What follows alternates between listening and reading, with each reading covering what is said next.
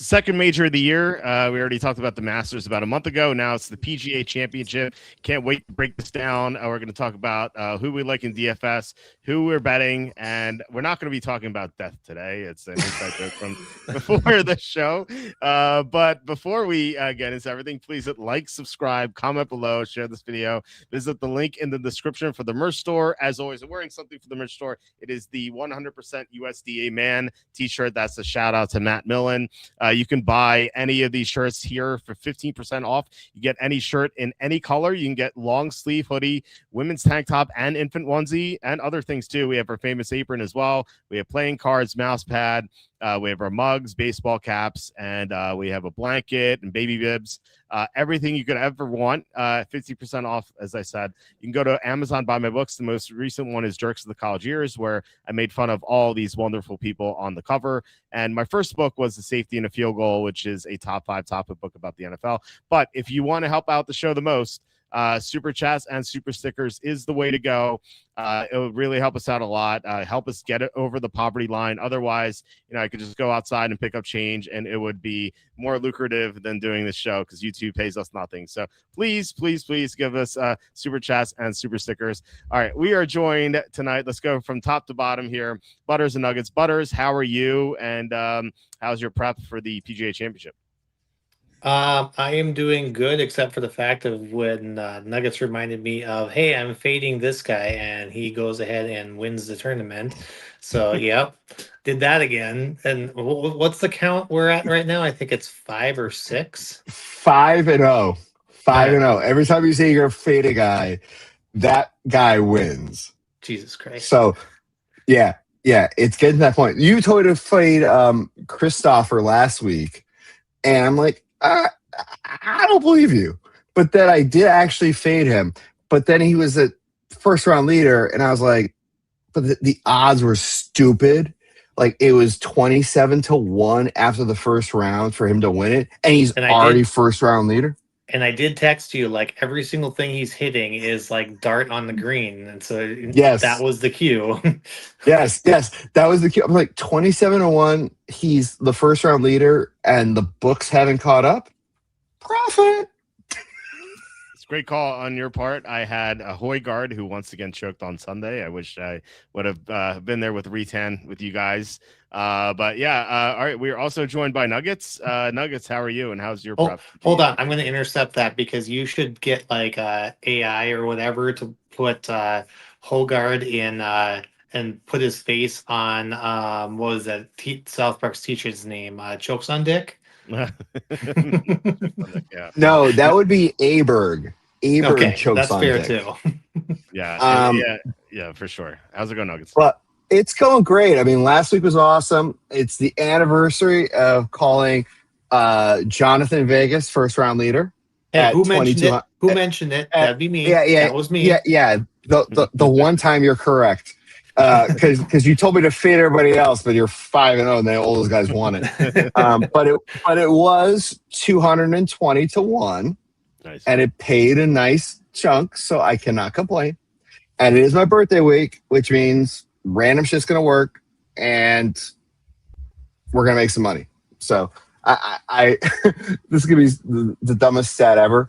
I am like 32 to 1 on my birthday week. Like anything I bet will fucking win. Oh my God. I don't know how else to say it. It's like birthday week luck. I don't know how else to explain it. Between Vegas and then Xander, I think, was the week before, was the PGA before. I mean, this tournament is going to be awesome. I wish I could actually drive down to Newtown to see it in kind of my old stomping grounds where I used to smoke cigars. It's a bloody shame, but wifey says no, and my wife is lame, but that's a whole other story. Hopefully she's not listening. She definitely ain't listening. Well, yeah, Newtown is in my neck of the woods. Actually, my wife works there, so it's pretty close. My problem is I could go there, but I don't think I could finish the tournament. Like, I don't know if I could walk the entire course. That's how bad my back is. I need like a wheelchair or something. That's how I would offer to push you. For the record, I would offer to push you. We got Honey. Sorry, Walter Walter needs a buddy to push him around. And I'm sure I could bring my girls and my wife could get a nice weekend away. And I'll bring the girls and we'll push Mr. Walter around. It'll be fine. We'll push Walter around. Do we want to call you Walter Kawa? Yeah. Oh God, that bitch. Fuck him. We'll get into that, but yeah, we'll get into that. They'll be like, "What's wrong with Walt? Is he super old, or is he?" No, Walt's got a football injury. It's all Walter got hit in the butt. In college, it's acting up. Girls, do your job. Take care of Walter. Push him. That's it. That's all I meant. Well, the real football injury is just sitting in my chair too long writing about football, and my back just sucks because of that. So that is technically a football injury, sort of. There you go. So I'm close to the truth. There it is. All right, let's break down this tournament. Nuggets, as you said, you're excited about it. I am too. I can't wait for it because before last week we caught 3 in a row. We had McIlroy at the Masters, then we had Fitzpatrick at the Heritage, and then we had Cam Young at the Cadillac. So 3 out of 4, and really could have been 4 out of 5 because we had Andrew Putnam 140-1 at the Texas Open. He was the leader on Sunday. He was the betting favorite, I should say, on Sunday for a good hour and a half, and then he missed a 3-foot putt. But it's we've had a good season so far, so I can't wait for us to break this down and see if we're on the same page on a lot of these guys. We do have some injuries. So before, we usually start with Scheffler. You guys, I want to thank you guys for sending me a couple of updates on injuries today. And I think it was you, Nuggets, if I'm not mistaken. I think you said it, or maybe it was Butters. I can't remember who sent it or whoever did. You want to talk about who is injured heading into this tournament? Yeah, I guess I'll get into it. There's 2 main factors. It's Rory and it's Morikawa. Rory is dealing with this blister on his toe, but it's on the inside by the nail, and it hurts for him to walk on it. And he only played 3 practice holes today, which, granted, it's Rory. He could suck it up, but we saw last week, and I was heavy on Rory last week, so I'm kind of pissed. He did okay, but I don't want to pay that for 19, 20. In all the models I've been running, is Rory a good play? Yes, but you have to know the risk that's coming with it. And then we all know about Morikawa with his back, and he pulled out after the first hole. And I'm like, do I even want to mess with that? So I think if you're willing to accept the risk, you put them both in a lineup. And you just say, screw it. But I think if you have a very concentrated budget, I think you avoid these 2 guys and you figure out where else to make it work. And there's so many guys in the 5K range where it's not going to matter. This is one of the few tournaments that DK runs where we're going into the 5Ks. Yeah, I've always said that they're priced incorrectly. If you talk about NFL DFS, you have min guys at 3K or tight ends at 2.5K, and here you have min at 6K, which doesn't make any sense. Why is this so high compared to NFL? And I always said this, those old geezers at the Masters, you can't put them in your lineup even at 5K, but if they're 3K, then you have a conversation. But still, it's better than 6K. 5K is manageable. And as you said, there are some good golfers in the 5K range. But we'll get to that. Butters, are you you want to touch on Morikawa and McIlroy? Were you interested in them at all, or how are you handling that now? So first, I'll touch on Morikawa. There is something that I had listened to. I think it was after the Masters, and it was saying something kind of a post-mortem of okay, he ended up T7, and people were surprised about that, even with his back. And it was something about the course where it was sure, you're walking the course, but it had something to do with maybe there wasn't a lot of undulation or something like that, where it was okay, you could have a bad back, but it's still doable because you're you can still hit it off the tee and not be accurate, but as long as your approach game is there, like it can still work. It can still work out for your benefit. And I think that's what it was, like something like that. But I don't know if that's the same case with this course. And so especially like if I'm kind of seeing this, I could kind of see this more as like a birdie fest instead of a tough course. So that makes me kind of think like, is he going to make enough birdies for this? I am leaning towards no. Maybe he'll pull a horseshoe out of his ass or something and somehow top 10. I don't know, but I'm leaning towards not playing him. Key for you. So we have some breaking news. Marco Pinge, who is in the 8,000 range, just said he's come out and said, I've had a viral reaction since last November. He decided enough is enough. He had an MRI on his brain, neck, and got the results back. He's battling to get fully fit again, hopefully not too far away. I appreciate your support, but he's looking forward to playing in his second PGA Championship. Auto fade. Oh my God. Ooh, so if he is out, I think the first alternate is Patriot legend Danny Woodhead.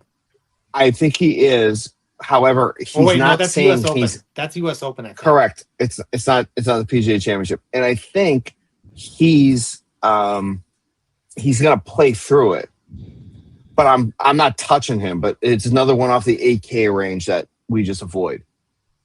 I'm shocked he was 8K. Like he's priced at 8,000. Yeah, there's some golfers at 5K who are better. That's crazy. Oh, 100%. Yeah, hopefully he recovers and whatnot. But definitely don't want to play him. So if you had him, it pop up in your 150, or like your last one in, right, I'd avoid that. Yeah, at least I said it, and not Butters. Had Butters said it, he wins the fucker. That's your Butters. Anything else here? You mentioned the back injury. It feels like ever since he got the back injury, he's struggled with his putter. And you're going to need that on this course. The greens are very difficult here.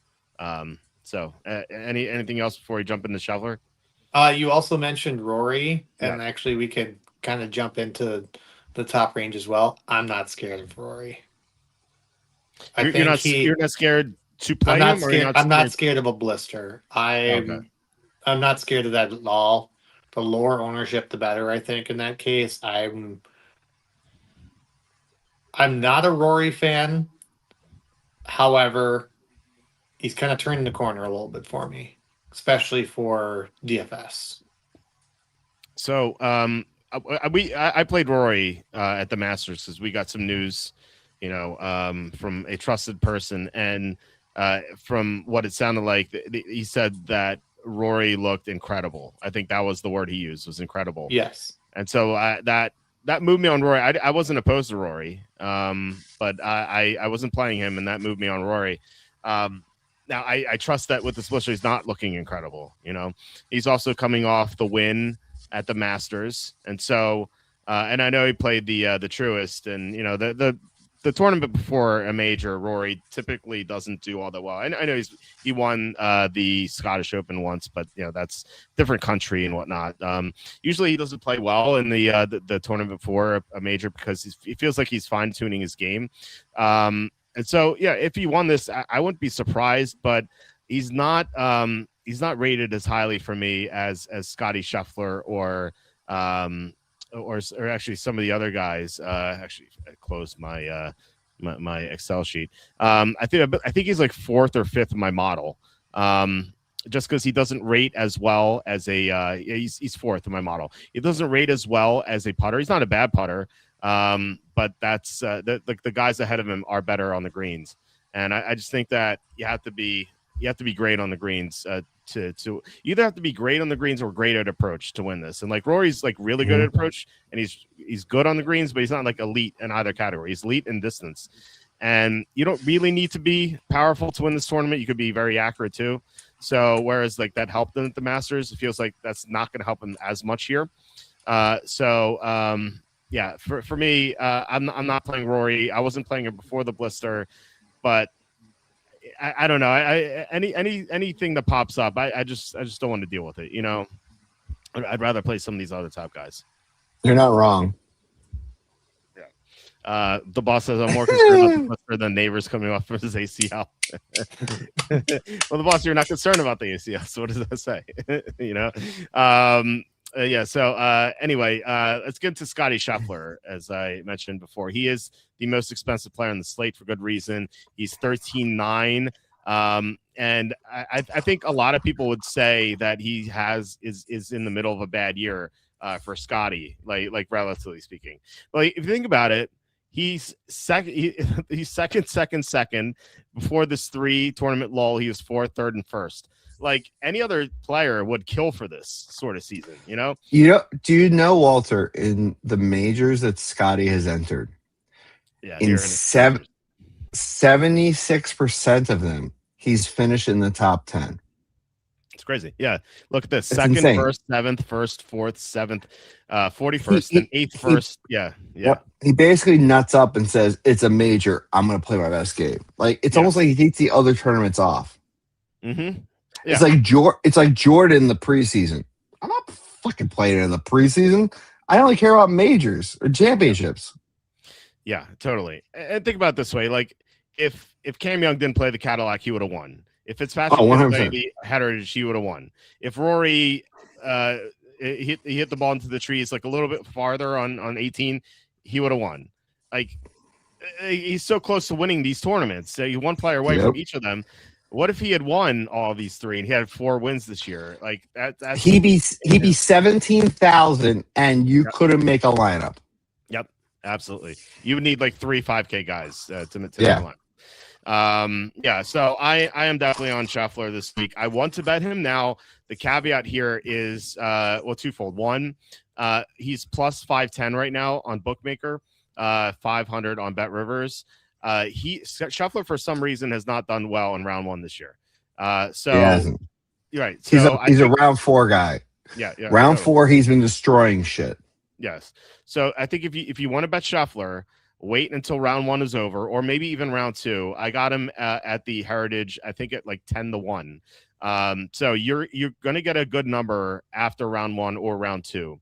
And if you don't, the second thing I was going to talk about is you just play the without Scheffler field, which I did for all my bets. And if you can get Scheffler, you can get a double win. If you get your guy finishes 2nd, Scheffler finishes 1st, you're going to get 2 wins at the same tournament, which is huge, which I almost got with I had Fitzpatrick at the Heritage, and then I had Scheffler.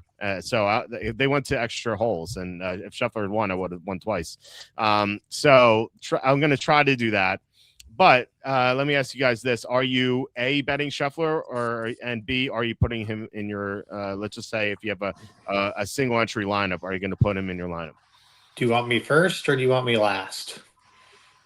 Go when you're talking. So go ahead. You're last because only because that's what she said. Because this is the gangbang model. Anyway, so I think from a single entry standpoint, I think you have to play Scotty. I don't think he'll fuck you over. I think Rory will. I mean, he won a second Masters. The blister, like I can't get over that. But if you're playing like the main lotto, I could see a non-Scotty lineup winning. I mean, yes, he's defending champ. He kind of pulled a Rory where he was like flying private to go play at the course and blah, blah, blah.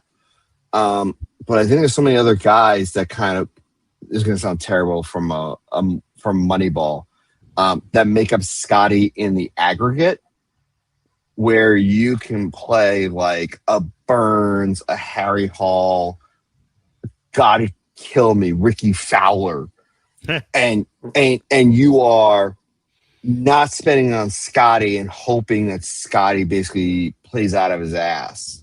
To be fair, Ricky Fowler has been playing really good golf lately. Who do you think I have to bet to win this mother?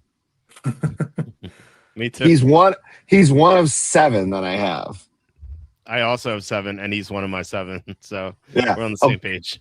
Oh, Jesus Christ. We didn't even text about this beforehand. But what No, the fuck? I'm curious who your 7 are. Well, we'll get to it. We'll But, get to it. We'll get to it. yeah. This But, I mean- just makes me think of you two as being like Dave Chappelle and just like rolling dice, like 7. No. Fuck your couch.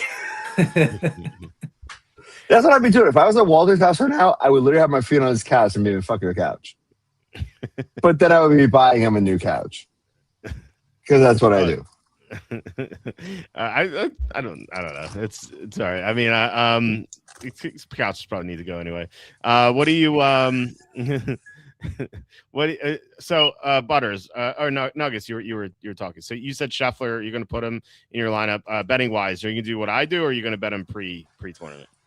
No, I'm going to wait because I think your strategy is sound, and I think it's been more profitable throughout the year for me. I mean, because I haven't been betting Scotty pre. Like, I mean, to see Scotty at like 1,800 for a top 5 or 18-1 for a top 5, yes, please. To see Scotty at like 9-1 for a top 10, okay.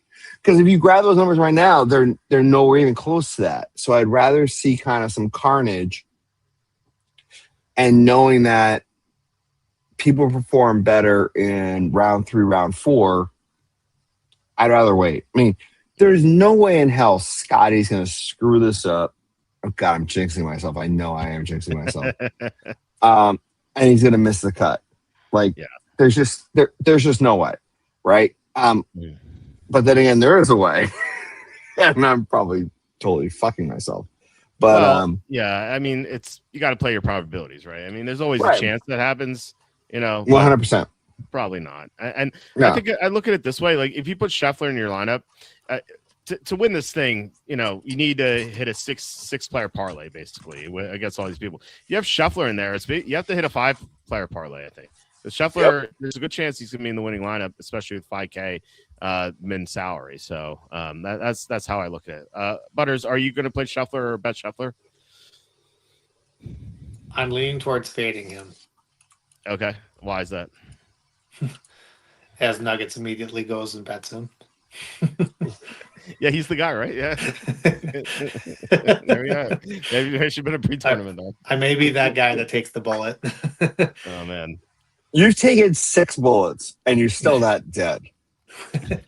So here's my reason. This will be the 7th, and I'm going straight to the temple. Here's my reasoning. He is grouped up once again with Matt Fitzpatrick. And what happened a couple tournaments ago when he was paired up with him 3 out of the 4 days? He played like absolute dog shit. Yeah, that's fair. Because Matt plays slow. Okay, let's get that straight. Scotty Scheffler still got among men. How he played compared to what his talent is was dog shit. I don't disagree there. I mean, honestly, like, Matt Fitzpatrick is he is not on the level of Patrick Cantlay, but he's kind of close because he plays super effing slow. His brother, though, Alex, does not, which is like, I don't get it. Yeah, they don't look alike at all, too. No, it's like they had 2 different moms or 2 different dads. It's weird. We've had some news about that. Well, so Mike Vrabel. Are you referring to Mike Vrabel? Yes. Okay, but where she named her kid Mike? What the fuck? He might be the dad of both, actually. So he probably is, because the other guy couldn't get it up, which is kind of weird for Diana, because Diana's like a dime piece. Yeah. Okay. It's pretty crazy. But yeah, what do you say, Butters? Now let's look back at Harbortown. Oh God. When it was why Fitz and Scotty paired up 3 times. Round 1, and Fitzpatrick 65, Scotty 68. Round 2, Fitzpatrick 63, Scotty 67. Round 4, Fitzpatrick 70, Scheffler 67 to bring into a playoff, which then he loses. So you're telling me I need to play Scotty in round 2, round 3, and round 4 showdown. I shouldn't play him week long. It seems like So basically, Scotty and Rory, I'm crossing off immediately in week long, which opens up the entire world, which I don't disagree with, because I'm playing 12 to 15 in the lotto. I'm not going full max on this, but I could see a world where I cut those two off in half of them. so. When Scotty played round 3 and shot a 64, he was paired with Morikawa. And Morikawa we've seen is having some He struggles. ain't playing. He's gonna bitch out like he always does. And then we look back at like the Masters. Like Scotty went off the last round when he was paired with Haotong Li. Yeah, because they went fast. Which is not a great golf. Which he's not that great of a golfer. He was in the running for the first round leader at the Open Championship last year. That was a tough tournament. But you're telling me he's not a good golfer? I couldn't be the first round leader for the Open Championship. He was hot at the Masters for a while. Yes, he was. On Saturday. I agree with you there. Until the end of Saturday, he had like the worst shot I've ever seen in my life. Like, oh my god! that was literally like the oh god! I want to say something so terrible right now, but I can't. That was the cuckold shot of the century. Because it was like, if I screw this up, I'm not going to get late, and he screwed it up. Yeah, and he was awful the rest of the tournament. I just that one shot fucked him. Yeah, I just have this hunch him dead near killed him. I have this hunch that for whatever reason this season, that whenever Scotty is paired with a legitimately good golfer, it's like he can't beat him that round. But then when he's paired up against someone that's not up to that tier, he goes off. So like if he played against Matt Fitzpatrick, grouped up with him 3 days of the 4, and still couldn't win the tournament, like now he's got him 2 more times, Thursday and Friday. To be fair, I mean he tied for first at the end of regulation in the Heritage tournament. So like, right when he was round 3 when he was with Colin Morikawa. Yeah, but still, it's like that tournament was a bad spot for him because he was coming off a loss at the Masters where he was contending to the end. And I actually posted on the site, like there's a long history of guys who contend to win at the Masters, and then the next week, if they played the following week, they all suck. Like the best finish of any golfer who contends and loses at the Masters, I think the best finish is like 9th place. Like they all don't do well until like Scheffler. And so it was just a bad spot for him. So maybe that's the reason why he didn't win. But like still, I mean, if Scheffler finished the 2nd place, like there's still a good chance he's in the winning lineup. You know, especially in a pricing tournament where the lower end guys are 5K. If the lower end guys are 6K, I think it'd be a different story. But it's still a lot easier to get Scheffler in your lineup than it is in a regular tournament. Well, my other lean is just fading the entire 5K. Okay. So interesting news. Ben Griffin, I think is in the 9Ks, if I remember right, is predicting a -12 score will win it. He's 8-3. We thought it'd be higher. I think the over under, I think it's 14.5. I'm not sure, but we thought 17 before we started recording. This is not a long course at all. It feels like the fairways are a little narrow, but still not a lot of dog legs on the holes. You know, it's a lot of straight holes. Yeah, go ahead. Not to interrupt again, but I apologize. Why did Scotty shave his beard again? Because he did this last time and he didn't make the cut. And He means business, though. He's clean shaven and I'm kind of worried. Probably had family pictures. Yeah. Oh, yeah. With the newborn baby. Yeah. Mother's Day and family pictures. I'm just saying. I mean, I'm trying to figure out why Scotty is also in clean shaven. That's all. Well, he's off. I'm just kidding. Still gonna play him. So anyway. Oh shit! Ogre died. Oh fuck me. Who? Okay, so for us nerds, do you remember Revenge of the Nerds, the movie? Oh yeah. The guy who played Oglethorpe. Yeah. He died today. Oh wow. Yeah, I know. I saw Brandon Clark died too. Brandon Clark and Jason Collins or John Collins? Well, yeah, one of the. I'm not sure. One of the Collins brothers died, but it was not from like AIDS. It was from like cancer or glioblastoma or whatever it was. Yeah. Jeez. Yeah. It was a weird day in sports where people just randomly died. Yeah. Hence, we didn't want to talk about dying. I know. I thought we weren't going to talk about that. I promised the listeners we were going to talk about that. I'm just kidding. Anyway, I think that in this tournament, I'm going to play Scheffler, beard or no beard. You know, maybe he grows a stubble out. No, I haven't solidified myself on any lineup yet, but I'm leaning towards fading or just being very low, having very low amount in my lineups. Just because, I mean, if he's going to be extremely popular, I get it. I get why, but then there's also game theory. Okay. Yeah. Well, I always found that fascinating. Like, he might be the highest owned golfer, but maybe he's not owned high enough. You know, like what would you say his ownership is? Like 30%? What do you guys think? Closer to 40. Closer to 40. Right. Okay. So hypothetically, let's just say he's 40%. But like, what are the odds that he's in the winning lineup? Like I would argue it's higher than 50%.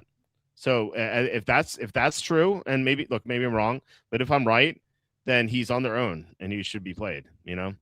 So it depends. It depends on how you read this course. As I was saying, like this course does not have a lot of dog legs. So, distance can help even though it's a shorter course, but accuracy helps too. And like Scheffler, obviously great off the tee, but this course is going to be decided on approach and putting.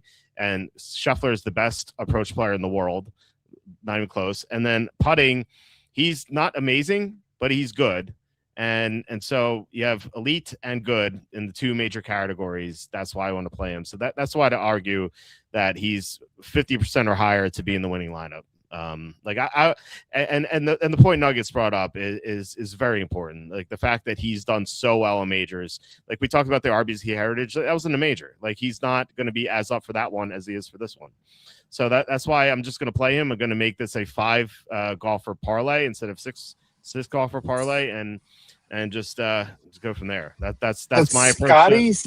Scotty's not even the top 10 of putting. That's the problem. Yeah, he's not top 10, but he's a good putter. Like I'm not. No. If he goes tee to green and he's within 20 feet, you got a good shot. The problem is he's not, and he's hitting greens, but he's not putting well. And there are 5 other golfers that I'd rather bet on than Scotty for putting. I have him 27th in putting. Yeah, and I've got 5 other guys that are cost a lot less. PGA Tour has him ranked 14th. Yeah, okay. Yeah. So and I've got guys that are 13th and above in strokes gained and putting. Yeah, I'm factoring for my ranking. I'm factoring more the more recent tournaments. I'm putting them. I'm You're putting more of not an wrong. emphasis on them. I'm not. Yeah, I'm not trying to say you're wrong. I'm just trying to yeah. say it. If you're telling me you're relying on Scotty to eagle every hole, it's not going to happen. He'll birdie, but he won't eagle. But you tell me a guy like Sam Burns or Harry Hall or God help me, I'm gonna fucking regret saying this name again. Ricky Fowler Oh god. or Who another actually is name. who's number 12 on PGA Tour. Another Yeah, name I'm I'm- gonna need sanity on because I can't believe my model spit this guy out who I just want to punch in the face. Because Happy Gilmore wanted to punch him in the face. Russell Henley. Yep. God help us all. You know who's number 4 technically on the PGA Tour website for putting? Don't say Bridgman. Well, he My is num- actually number 1. Yeah, I know he is. I have Burns number 1 putting. My number 4 for what it's worth is Bobby McIntyre. Number 4 on the PGA Tour website is DGen's favorite Dumpy Bo Hostler. Hostler. Oh, he's not at this tournament, is he? No, We're but gonna I'm deal. just saying. We're gonna deal with fat Burns and not Burns. Fat. What the hell's the guy's name? Lowry? No, the Who's the fat? dickhead that was in second at the Masters. Patrick Reed. Patrick Reed. Thank you. Because he's so cheap. Yeah. He's stupid cheap. You pair him with Scotty, and there's your winner. Oh man, he wasn't really on my radar. He was doing well at the He's another one like Hao Tung Lee. He was doing well at the Masters, and he kind of faded. Yeah, I mean, I've been playing with Showdown, but yeah, I don't have any of my models, but anyway. So we're talking about how Scheffler, and like I said, I put more emphasis in more recent tournaments into my model for each category. So Scheffler, instead of 14th, he's 27th. So it's still in the upper tier, you know. But for approach, the difference between number 1 Scheffler and number 2 is the same as the difference between number 2 and number 10 in approach. Mm-hmm. That's how great with his irons Scheffler is compared to everyone else. And this course is going to be won getting to the green with your irons. Like Scheffler is going to get there, and he's not a bad putter. He's a very good putter. He's not great. He's very good, and so he should be able to have a good chance to win. And so anyway, I feel like we've exhausted the Scheffler talk. So Butters, I want to ask you. So you're not playing Scheffler, and McIlroy's injured. You're obviously going to play someone in the 10K range, or maybe 2 guys. Who are you playing in the 10K range? We have DeChambeau 10-9, Rahm 10-4, Cam Young 10-2, Schauffele 10-1, and Fitzpatrick at 10 even. I actually have interest in playing Rory this week. Okay, I'm just saying that, like, you know, if you're not playing Scheffler and I just said McIlroy's injured, let's just say if you get concerned about McIlroy's injury later on, who would you play in the 10K range?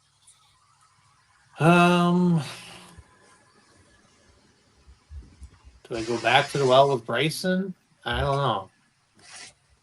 I'm not. Bryson's pretty low in my model this week. Yeah, I'm not touching him either. I'm touching a live guy, but it's only because of recent form. Yeah, so Bryson is 36th on my model. He's not good with his putter, and his irons are just okay. It just doesn't feel like the tournament for him. Like the tournament for Bryson is like a very long U.S. Open type of tournament. You know, this one doesn't feel like a good Bryson tournament. And hopefully he doesn't get stuck in the sand like he did in the Masters. That was horrible. Or like Sanjay. Yeah. McIntyre, Cantlay, Rose, or Koepka. Who does the best? Rose? Yeah, by default, right? Like McIntyre's games has been a mess this year. Yep. Cantlay can't win. He chokes, but if you're Kenley playing, sucks. I think he's gonna miss the cut, but that's a whole other story. Koepka, Rose is fine. Koepka is not playing. Koepka, honestly, okay. So in full transparency, and all the models I ran, it was Rose or Koepka. It's coin flip. Like everything I ran was a coin flip. So I would rather trust Rose because of recency bias, and like I think he can get you a T5. I don't think he's gonna win it, but Koepka is one of those like, is he? And this is the problem with all the live guys. Is he out there trying to reestablish themselves, right? Or is he just out there for the money, right? Yeah. So, and there is no money if you don't make the cut. So the question is Brooks willing to grind it out to make a cut? I don't know the answer to that. Because basically live is dead. So well, he's off live now, right? He's basically all the golfers are off live because they don't have any funding. Yeah. So that's why I go back to like, okay, if this is your only income source, are you willing to fight for it or not? And I don't know if Brooks is because of how much he got paid at live. So it's fair. Yeah, he's not golfed well. I don't know. His game has been a mess since before. It feels like 100%. If you're betting Koepka, it feels like, you know what it feels like. It feels like you're betting like the Philadelphia Eagles this year because they won the Super Bowl 2 years ago. And yes, like Koepka, yes. Koepka was great 2 years ago, but it's not 2 years ago now. You know, it just is a different golfer at this point. And yeah, maybe he's a resurgence, but I just don't think it's likely. So yeah, I agree. I think Rose is the play out of those four. It's not an exciting four, but I think Rose is the way to go. Did we completely skip the rest of the 10Ks? No. The boss was asked the question here. Gotcha. Yeah. So you said DeChambeau, maybe anyone else butters for Nuggets? Do you want to take some crack at 10K range? I learned my lesson, by fading Cam Young at the Masters. Yeah. I learned my lesson by fading Matt Fitzpatrick too much this year. Yeah, I've been betting both heavily. So I guess right now it would be in this range. The only guys I'm looking at, I guess the guys I'm looking at fading are Xander. Maybe Rahm, maybe Scheffler. Got some interest in the rest of them. So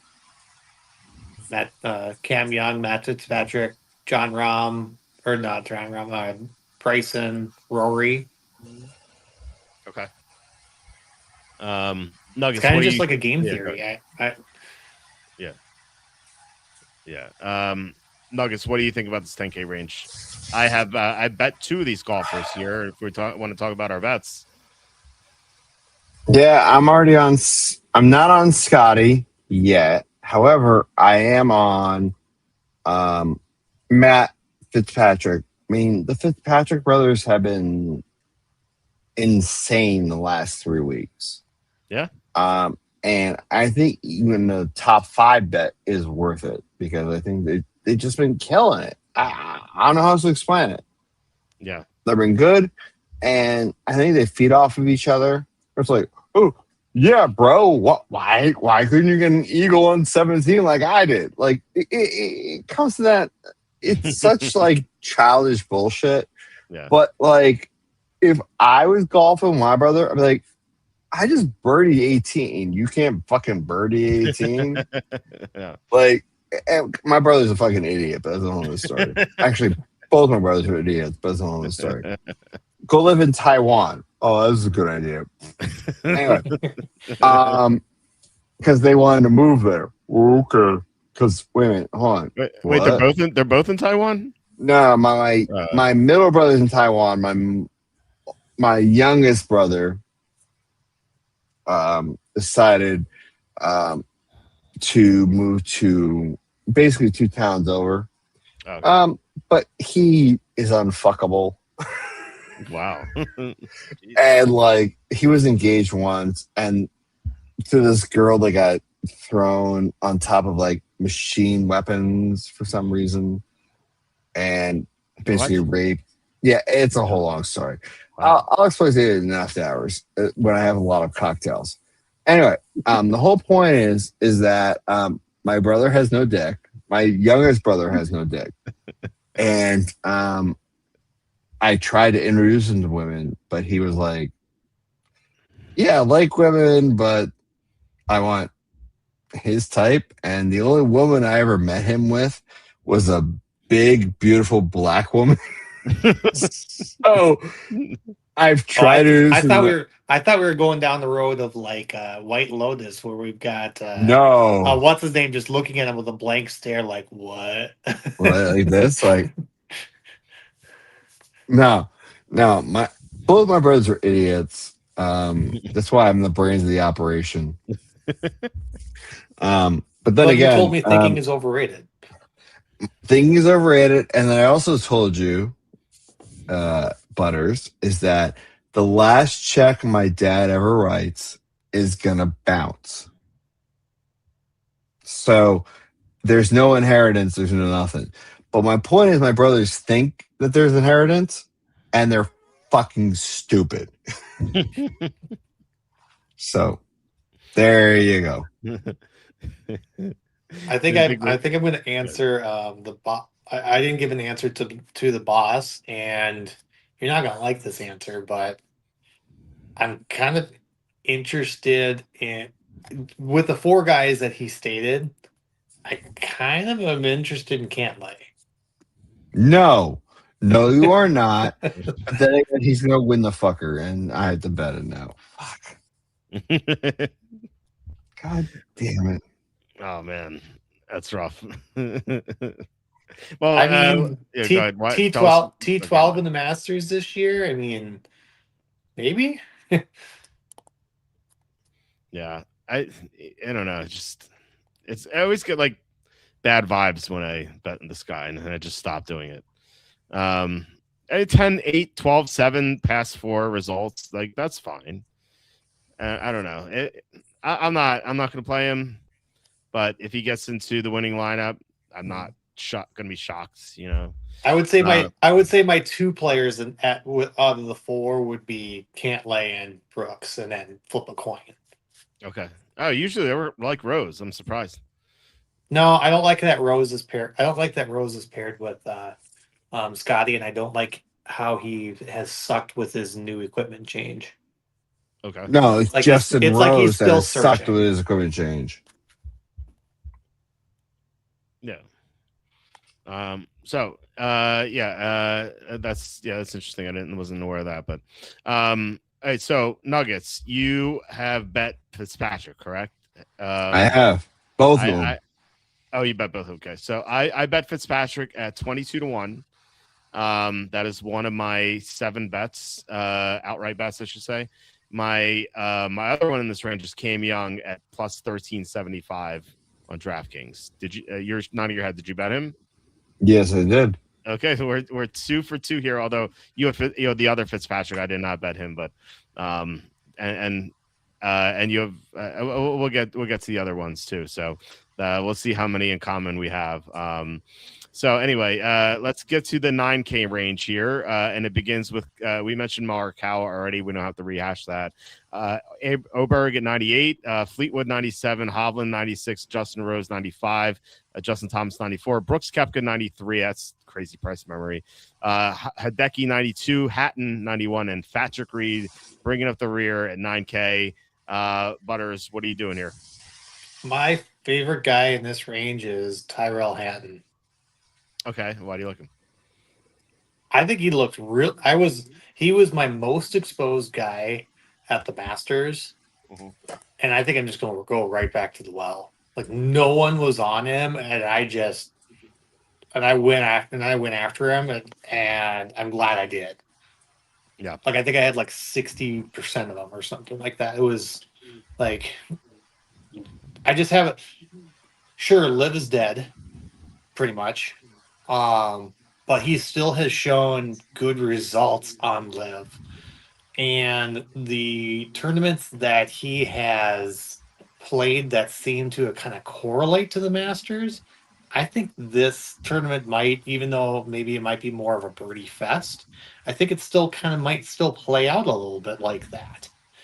And so like if you played well at the Masters, you'll play well here. And well, he certainly played well at the Masters this year. So I think the two courses that I've been kind of looking at now, I'm not an expert in any case, but just kind of a gut feeling. The two tournaments that I've been kind of, or the two courses that I've been kind of looking at have been Augusta National and then also Pinehurst number 2, where it was Bryson versus Rory.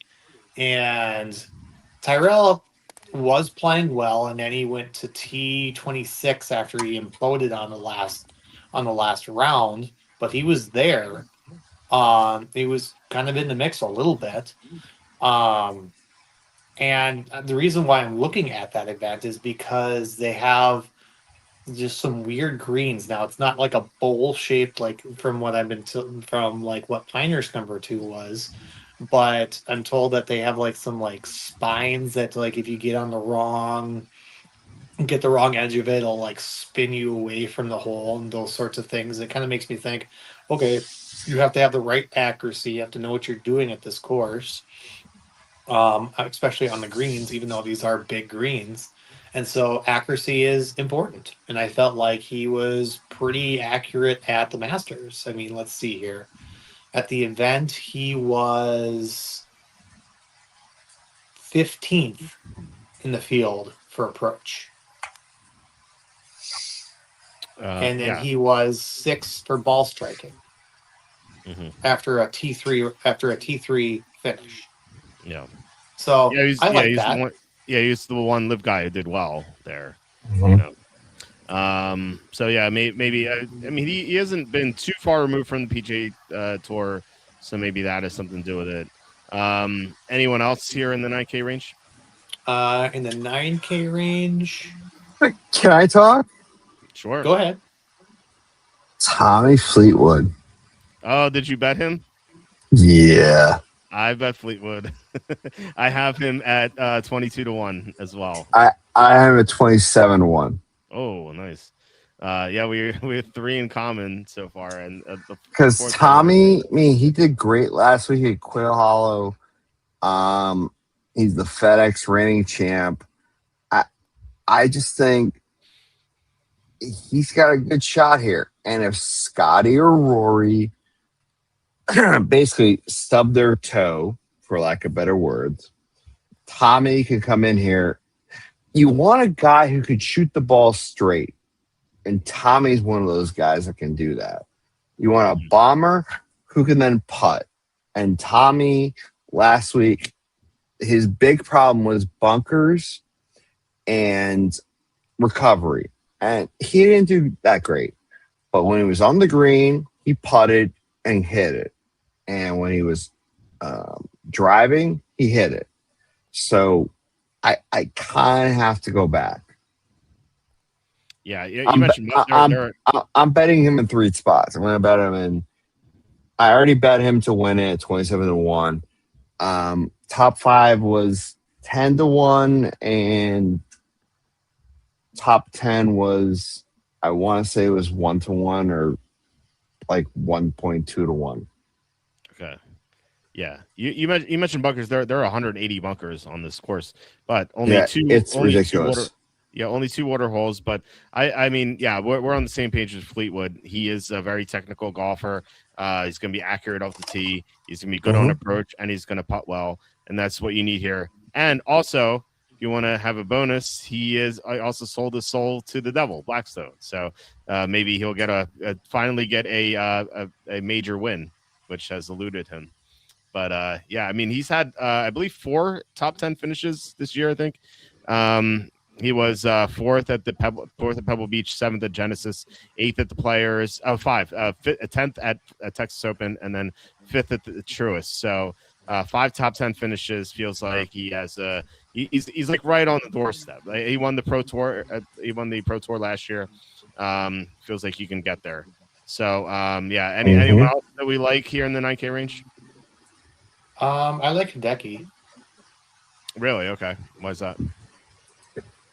He was 10th in approach at the Masters. He had with a 212. Also looking back at Pinehurst, he had a 6th place finish. Yeah, maybe he just kind of comes in a little bit under-owned. He's his driver has not been doing well. He's really struggled in that regard. He was playing well earlier in the season, but he's struggled lately. So I haven't been on him. Driver's going to be really that important, though. I think you're going to lean more on approach, like approaching around the green, your ball striking.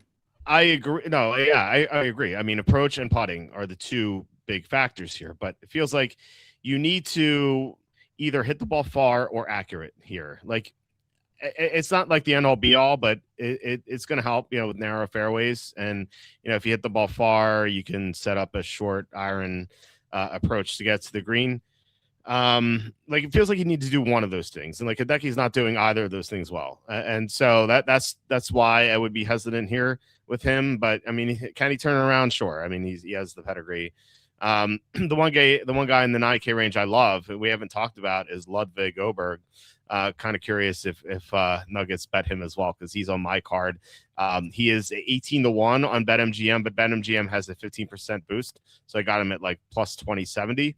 You want to choke? Talk about good chokes, sure. Talk about him, but look at these finishes: 3rd, 5th, 5th. Then there's the Masters, 4th and 8th. Like, except for the Masters, he's been top 8 in every tournament since March 5th. Like, that's really impressive. He has all the traits you could possibly want at this course. He's a bomber. He's going to set up short irons. He's great with his irons. He's good on the greens. Not great, but good on the greens. And I think he can win without Scheffler. That's the caveat here. Like, he could choke down the stretch if Scheffler's first. I'm fine with him finishing second. That's what happened at the Masters in 2024. Scheffler won. Ludwig was second, and I'll take that. So any thoughts on Ludwig? And then we'll ask Nuggets when it comes back. I think he's a guy that I lean towards fading. I get like his history at the Masters, but he just can't contend. He just hasn't seemed like he can contend on round 4. He's pretty popular this week in the bet for betting. I don't know. That may just be a guy that I just say no. I'm just gonna play around. I'm just gonna kind of just play around based on game theory. Nope, I'm on Aberg. He ain't winning it, but he's definitely finished top 5 or top 10. Like, it's one of the two. I think the dude's a baller. I think he shows up for majors. Yeah, the Masters was what it was. My model doesn't love him, but like, if you fade Scotty, he's like the perfect fill-in, and all of a sudden your lineup becomes more balanced. And yeah. I just, if I'm wrong, I'm wrong, right? I mean,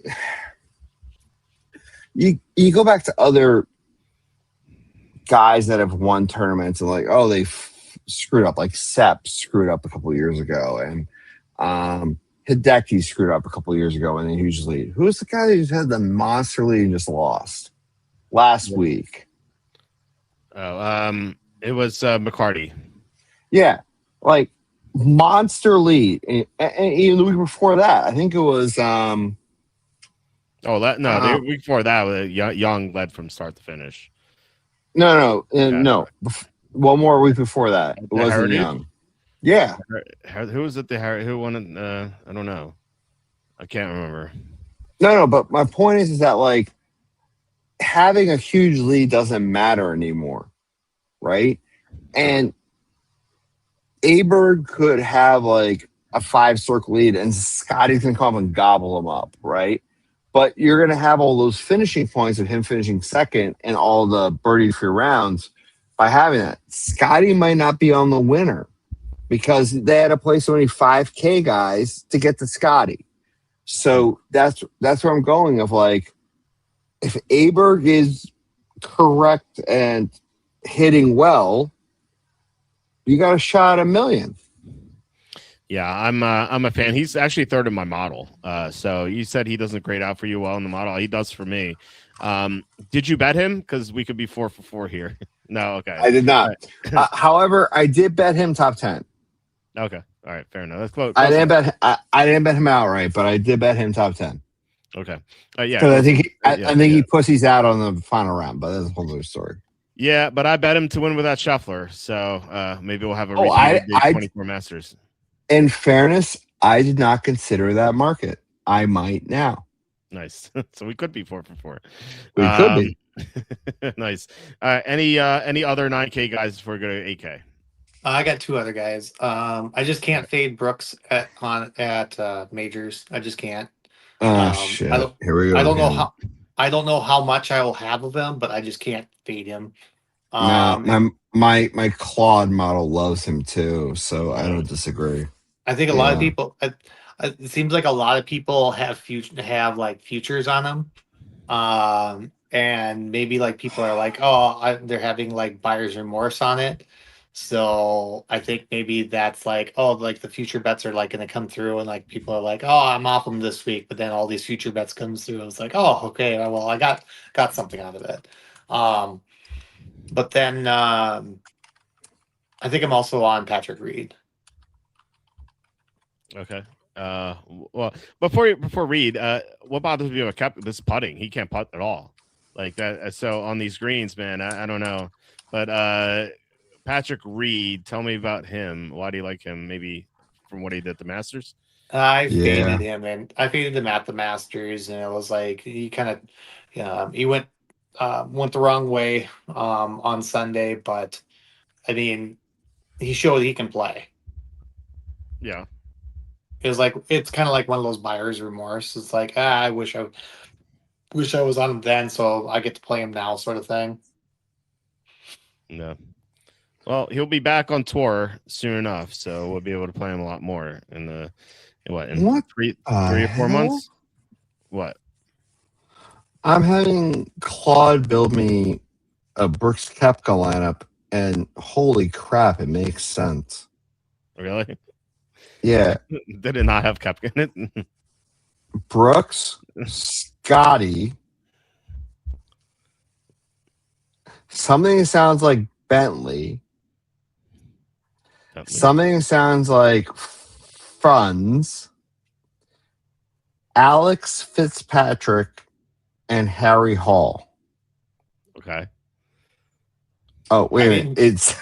It says straight up, we can't do that because it's 51,000.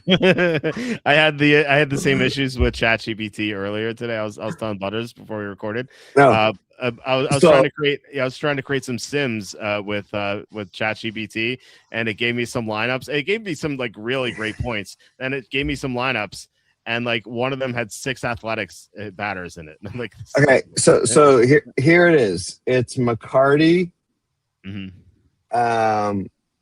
Glover. Oh man. Talk about putting. You need putting. Glover's not. Yeah. But then he's got the broomstick. Yeah. Brooks, Scotty, Henley, and Funds. I'll just say that. I don't Funds. You know, he's 8,100. Funds. 8,100. Who was this guy? I can't Burns? say it. I don't get thrown out. Okay. I'll say Burns. Funds. But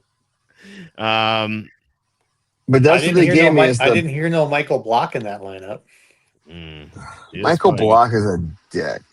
He He is what I texted you earlier today. He is the Pat McAfee of the PGA. Pat McAfee, he's not even on Pat McAfee's level. I feel like Brian Campbell has to be thrilled that Block is here. He's like, I'm no longer the worst golfer in this field. Right. He's very happy. Okay, so let's get to the 8K range. I'll read them off for those listening. Cantlay's 89, Goddard up is 88, Henley 87, Spieth 86, Lowry 85, McIntyre 84, Griffin 83, Neiman 82. He was not at the Masters. Burns 81, Sepulon, Straka, and Penge are both 8K flat. Who do you guys like in this range? Let's go top to bottom. Butters, who do you like? I like Sam Burns this week as well. Yeah, I bet this guy. I believe. Let me see. I have the number here. I got him at 60 to 1. So please tell me why you like Sam Burns. Don't care what the stats say. He's the best putter on tour. Mm-hmm. Yep, 100%. Yep. Yeah. And Sam Burns has made a lot of money, so I'm willing to go back to the well. Oh, the match play. Yep. Like 2 years ago. It's 2022, wasn't it? It's like 40, and he was discounted at the Masters, and no one played him, and I played a lot of them, and I was in my benefit, and I'm going right back to the well. Yes. I had him first round leader at the Masters, so that worked out well. Yes, finished. Burns is my dude. I'm in. Yeah. He finished 7th at the Masters, 7th at the was the U.S. Open or PGA Championship 2 years last year. So 2 of his past 3 majors have been 7th place. So I like Burns. Definitely going to be on him.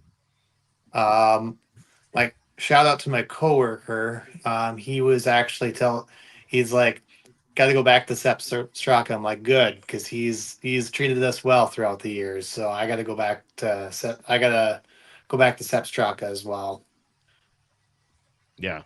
Straka, I like him. I don't love him, but I'm certainly not opposed to playing him. I mean, he won the John Deere for me a couple years ago at like 57 to 1. So always have to. He's last one in. Last one in, yeah.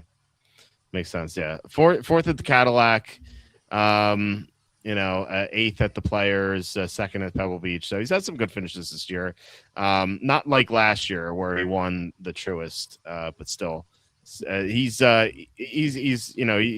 kind of technical golfer who should do well here. Anyone else you guys want to mention here? Right back to the well. I'm right back to the well on Russell Henley again. Yeah. Yep. Russell. Guy bet. Yep. I bet Henley at 50 to 1. Shane Lowry treated me well for the first 3 rounds as well at the Masters until he flopped around 4. We told you he would do that.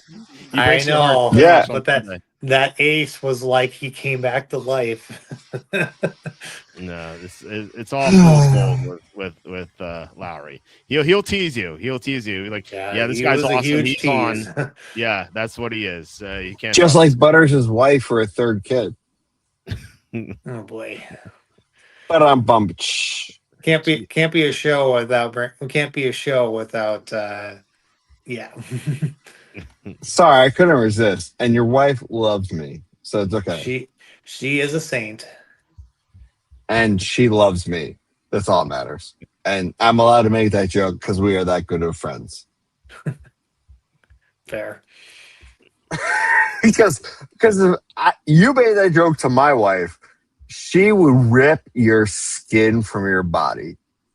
Yep. I mean, she's a Jewish girl from New York. The talons come out. Midwest, not so much. But anyway. I was about to say, never mind. I don't want to. Walter's like, what the fuck do I do with that comment? No. I was going to keep going. And I was like, wait, it's probably not a good idea. Wait. You have ideas?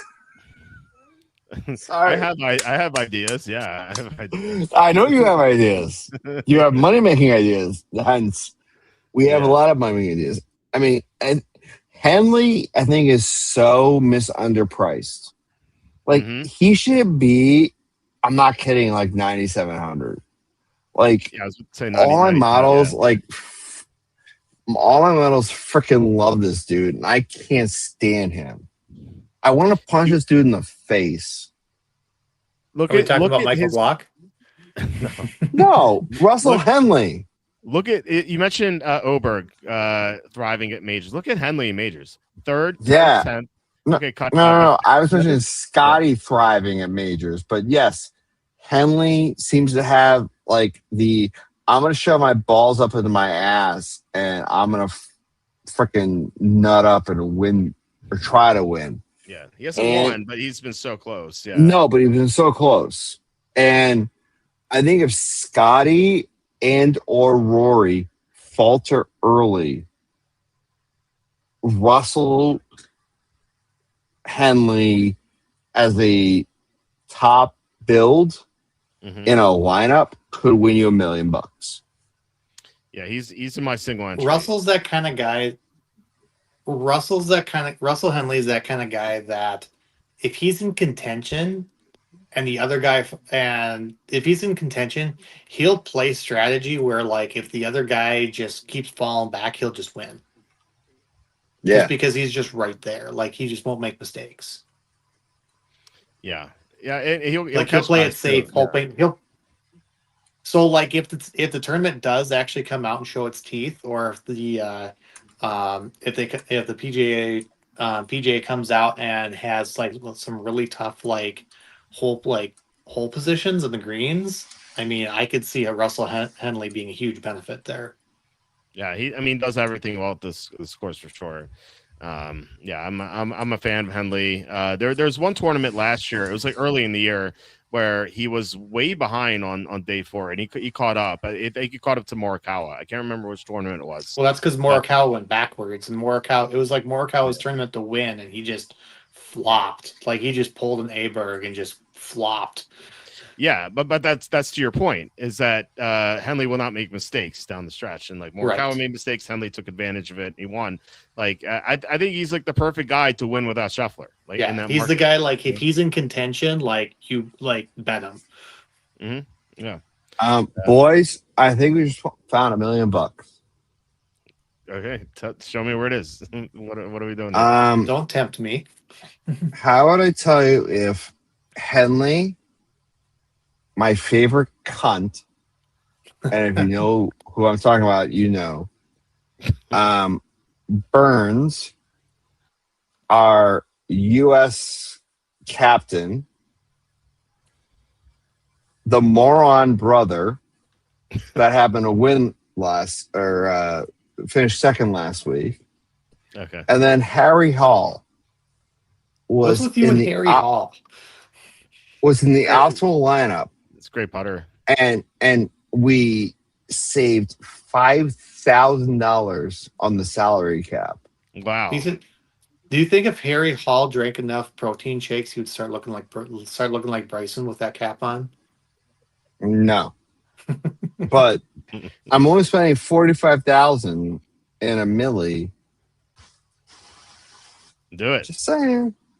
Do it. Because you know what? Because not only will you win a milli, you will get to tilt the DFS community. Like this idiot only spent $45,000. Well, you know what? You won a milli, so maybe you're the idiot. And you know what? I said it on the freaking broadcast of WalterFootball.com, and because they allowed me the airtime.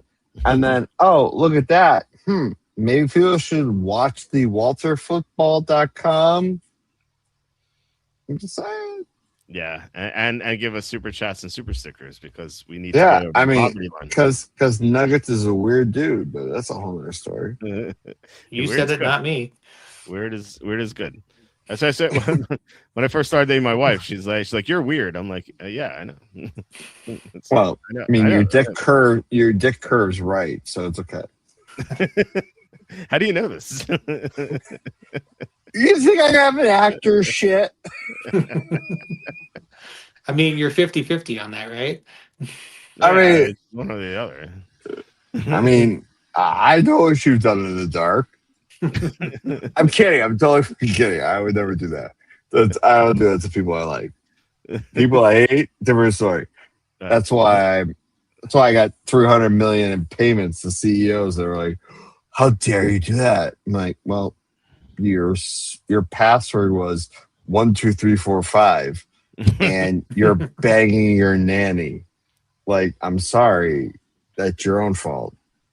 That always by the way, that always bothered me about movies where like they try to guess the person's password. It's like, what's his dog's name? Rufus. Okay, RUFUS. Yeah. Oh, that's the password. It's like there's never any numbers attached to it. And there's no like question marks or asterisks. It's always just like one name and it's obvious. Like it's like the same thing in like every movie. It's like, are they going to make the same joke again in Spaceballs too? The search for more money, probably. Yep. Yeah. Is it, yeah. I mean, Spaceballs the password.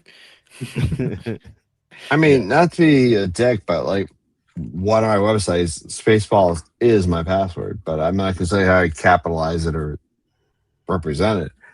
Nice. But people are stupid, and I think one of my passwords is like at Patriots or something. Mm-hmm. I'm not gonna say which site. I'm just gonna say that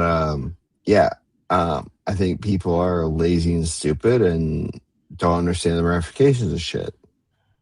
Yeah, my passwords are like not even words; they're like amalgamations of like 3 words together. 100%, and then numbers and then punctuation marks. Like, yes, it would be impossible for anyone to guess it. Anyway, let's get going here. Unless there's anyone else in the 8K range, we can go to 7K. And nope. Moving on. I think we're ready to move on. Yeah. So 7K range. Jake Knapp is out again. He has because he's a pussy. He has that wrist injury. I bet him 2 weeks ago, and then I told you not to. Well, it doesn't matter. He withdrew, and I got my money back. It's okay.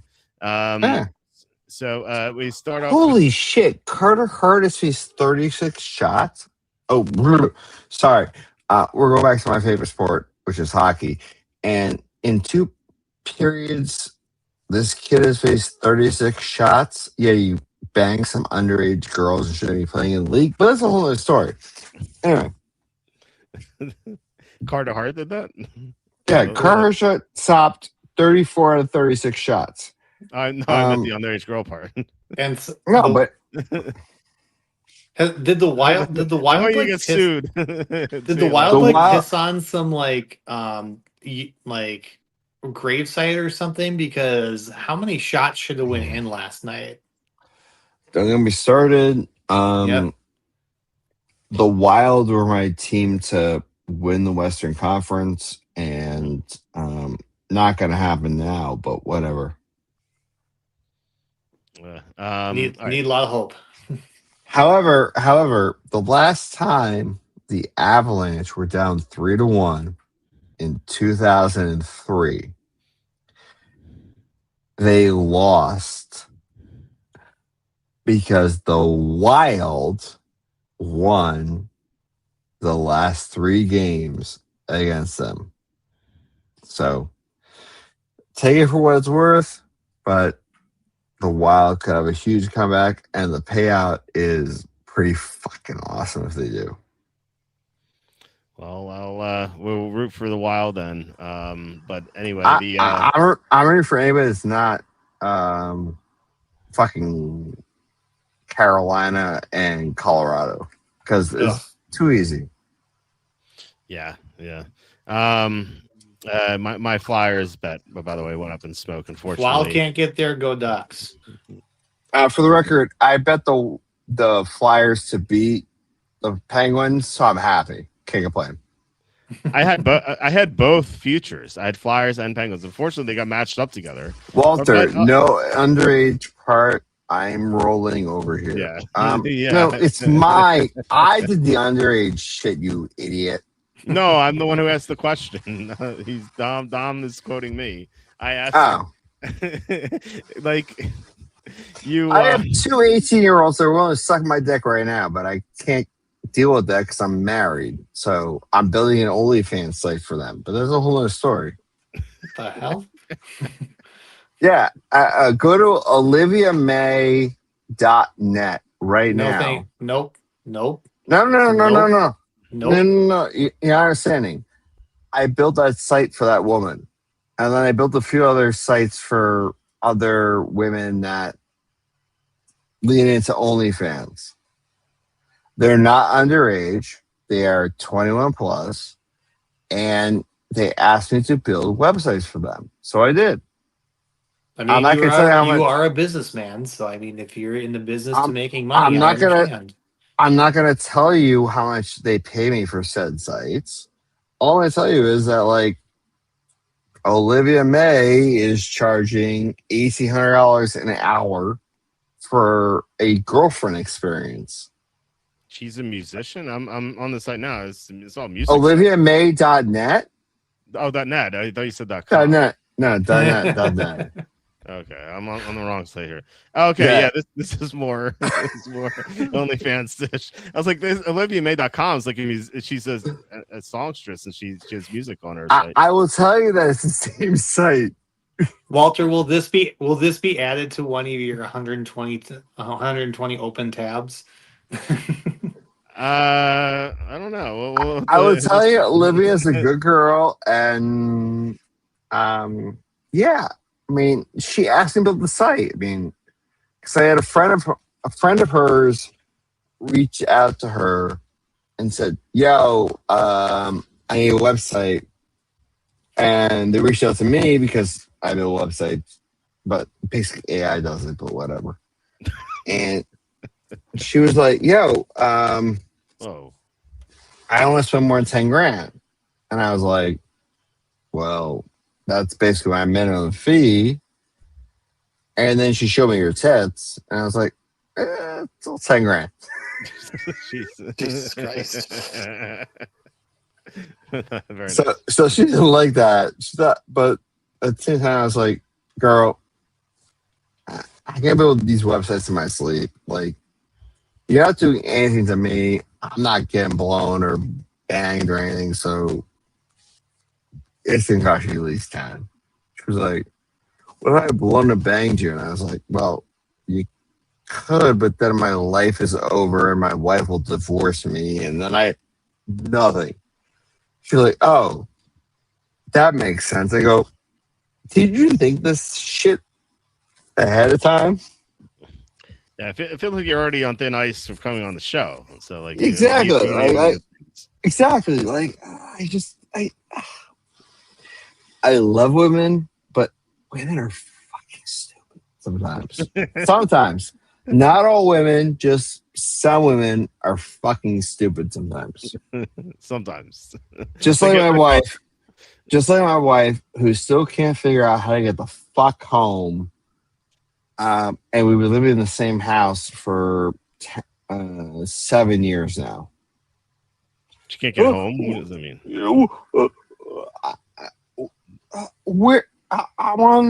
I'm on School Street. Do I turn right or left? I'm like, I'm in a meeting. I'm in the office. Did she call you for? She calls you for that? She calls me. I'm like, I'm in a meeting in the office, and you're asking me, do you turn right or left? Like, there's no. I paid for fucking GPS for this shit. That's what I'm saying. There's no Google Maps on the phone.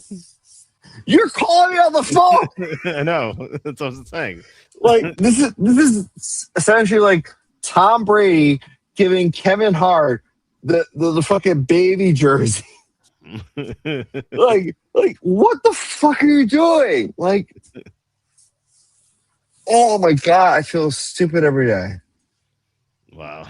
Oh man. There isn't enough liquor in the world to keep me sober. I like how there's something like literally on the phone that could be used to find your way. I mean, why do you call? Like today, even when I was in the office, she's like, I can't find my phone. How are you texting me? Yeah, right. Oh, well, I'm using your computer. I go, wait a minute, hold on, time out. You're using my computer to text me that you can't find your phone. I don't know. Maybe find my iPhone could be an option. Yeah, she could. Wait. That works? I would say she could text herself and she hears the text come through. Wait a minute, hold on. Alexa is in the kitchen. And she couldn't ask Alexa. I seriously went to cut off my leg and make her carry me everywhere because I'm just dumb with stupidity.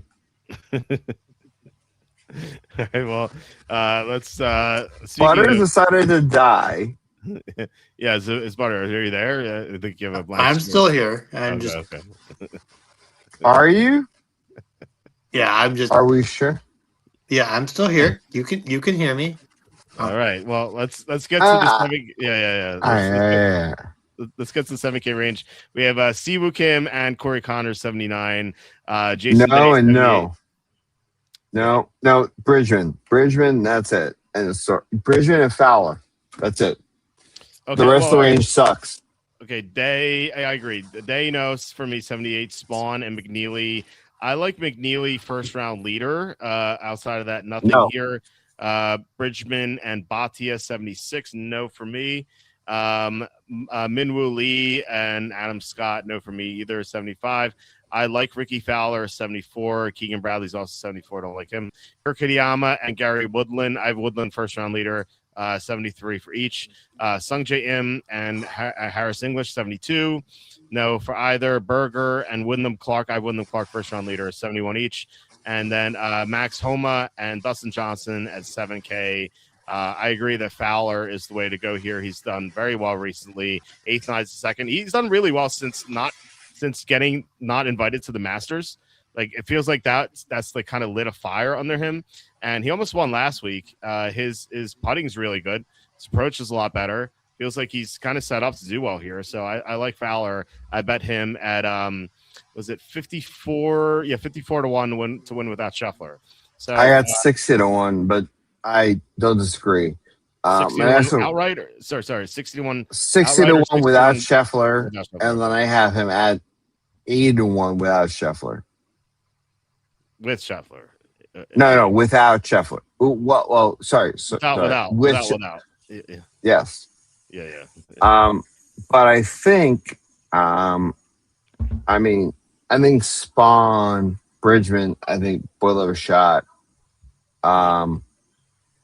But I saw Ricky walking with his 2 girls, one with a broken arm. I said, the dude's motivated. Yeah. Something's going on. I can't explain it. His wife's super hot. Better than Scotty's. Because Meredith, she's like a Boston 5. But like Ricky's wife is like, she's a Miami 9. Really? Okay. Oh, did you not see it? Did you not see them walking? No, I have not seen I could see her thong through the dress. Oh my god. Oh my god. Oh yeah. You need to see this shit. Because this chick was right there. Right there. Yeah. You want to go, yeah. Ricky, you did well. And a guy that does that well, I'm gonna back in any tournament because he might have man boobs, but his wife doesn't, and I'll back her anytime because holy F. So you're the opposite of Larry David because on that Curb episode, like he favored the guy who had the ugly wife. Oh my god. I would divorce my wife tomorrow if I had a shot with her. But I have no shot with her. I don't know if it's texting, calling me right now, saying I need to jump off of this. And I go, no, fuck off. I'm gonna talk about this for another hour. And here we go. Here it is. The FaceTime video that I have on. So I'm gonna go on mute for a minute. Excuse me. Okay. All right. Butters, what do you outside of the Fowler's wife, what do you make of the 7K range?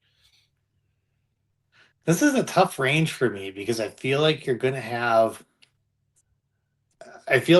need like at least, well, obviously you're probably gonna need at least one, but maybe two or three in this range. And I'm not sure if you play the game theory in this range. I'm not sure if you just play gut feeling in this range. There's a lot of good names. I mean, you've got Adam Scott's playing really well. I don't think I'm on JJ Spahn. Why is he popular this week? I don't know, because he finally got a win after doing nothing all season. I don't know.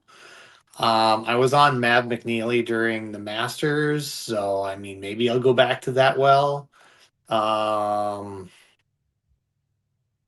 Maybe I'll go back to the well on Max Homa. I played Max Homa last week, and he didn't do well for me. But maybe that's just a sign. Like I just need to go back to playing the same theory that the same like thought process that I've been having week by week, so I don't miss out on that. I don't know. Like, I don't like how Sanjay M has Malbon clothing. Same with Jason Day. I mean, they're just no. I think it's a weird correlation, but I just don't like either of them too. I don't like the Malbon clothing discussion. Kind of the same thing that you said with Fleetwood. I think it's just people just get way too uppity about it, and Jason Day just seems to be there just for his fashion show. Can you explain? What is that? I don't know anything about fashion. Malbon, the only clothes I have is Walter football merch.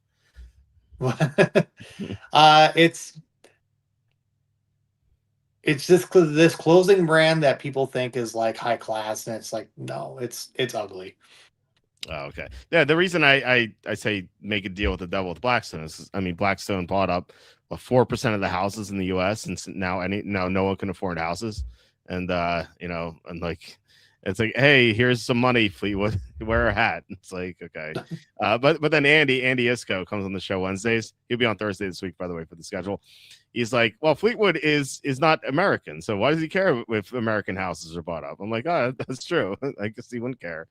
So anyway, I don't know. These I'm not into fashion, except if it's the Walter Football brand, of course.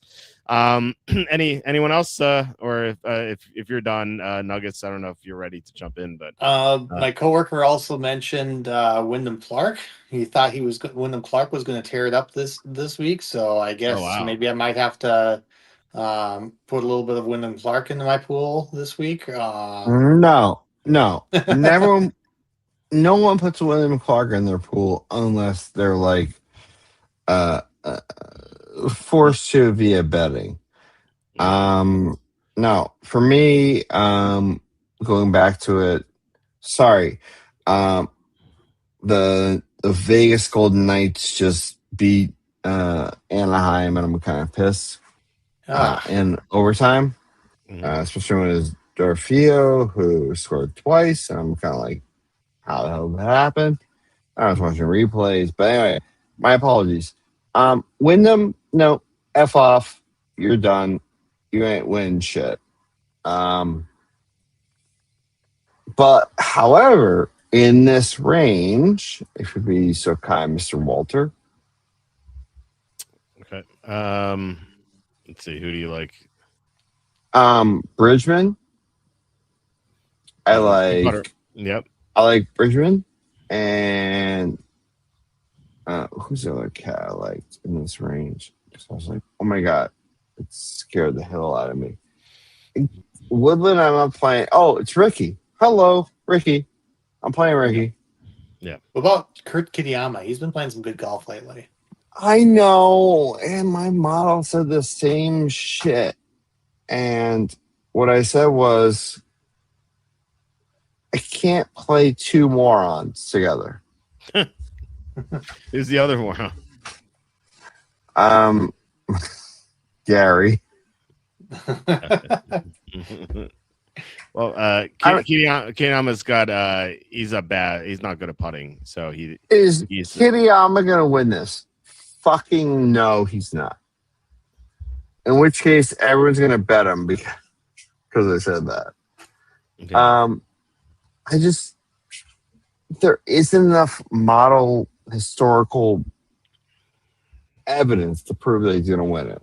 Sorry. It almost feels like this 7K range. Sometimes you just play the plays that are just like, why is this golfer in the 7K when he's normally should be in like the upper 8Ks or like the lower 9Ks? 100%.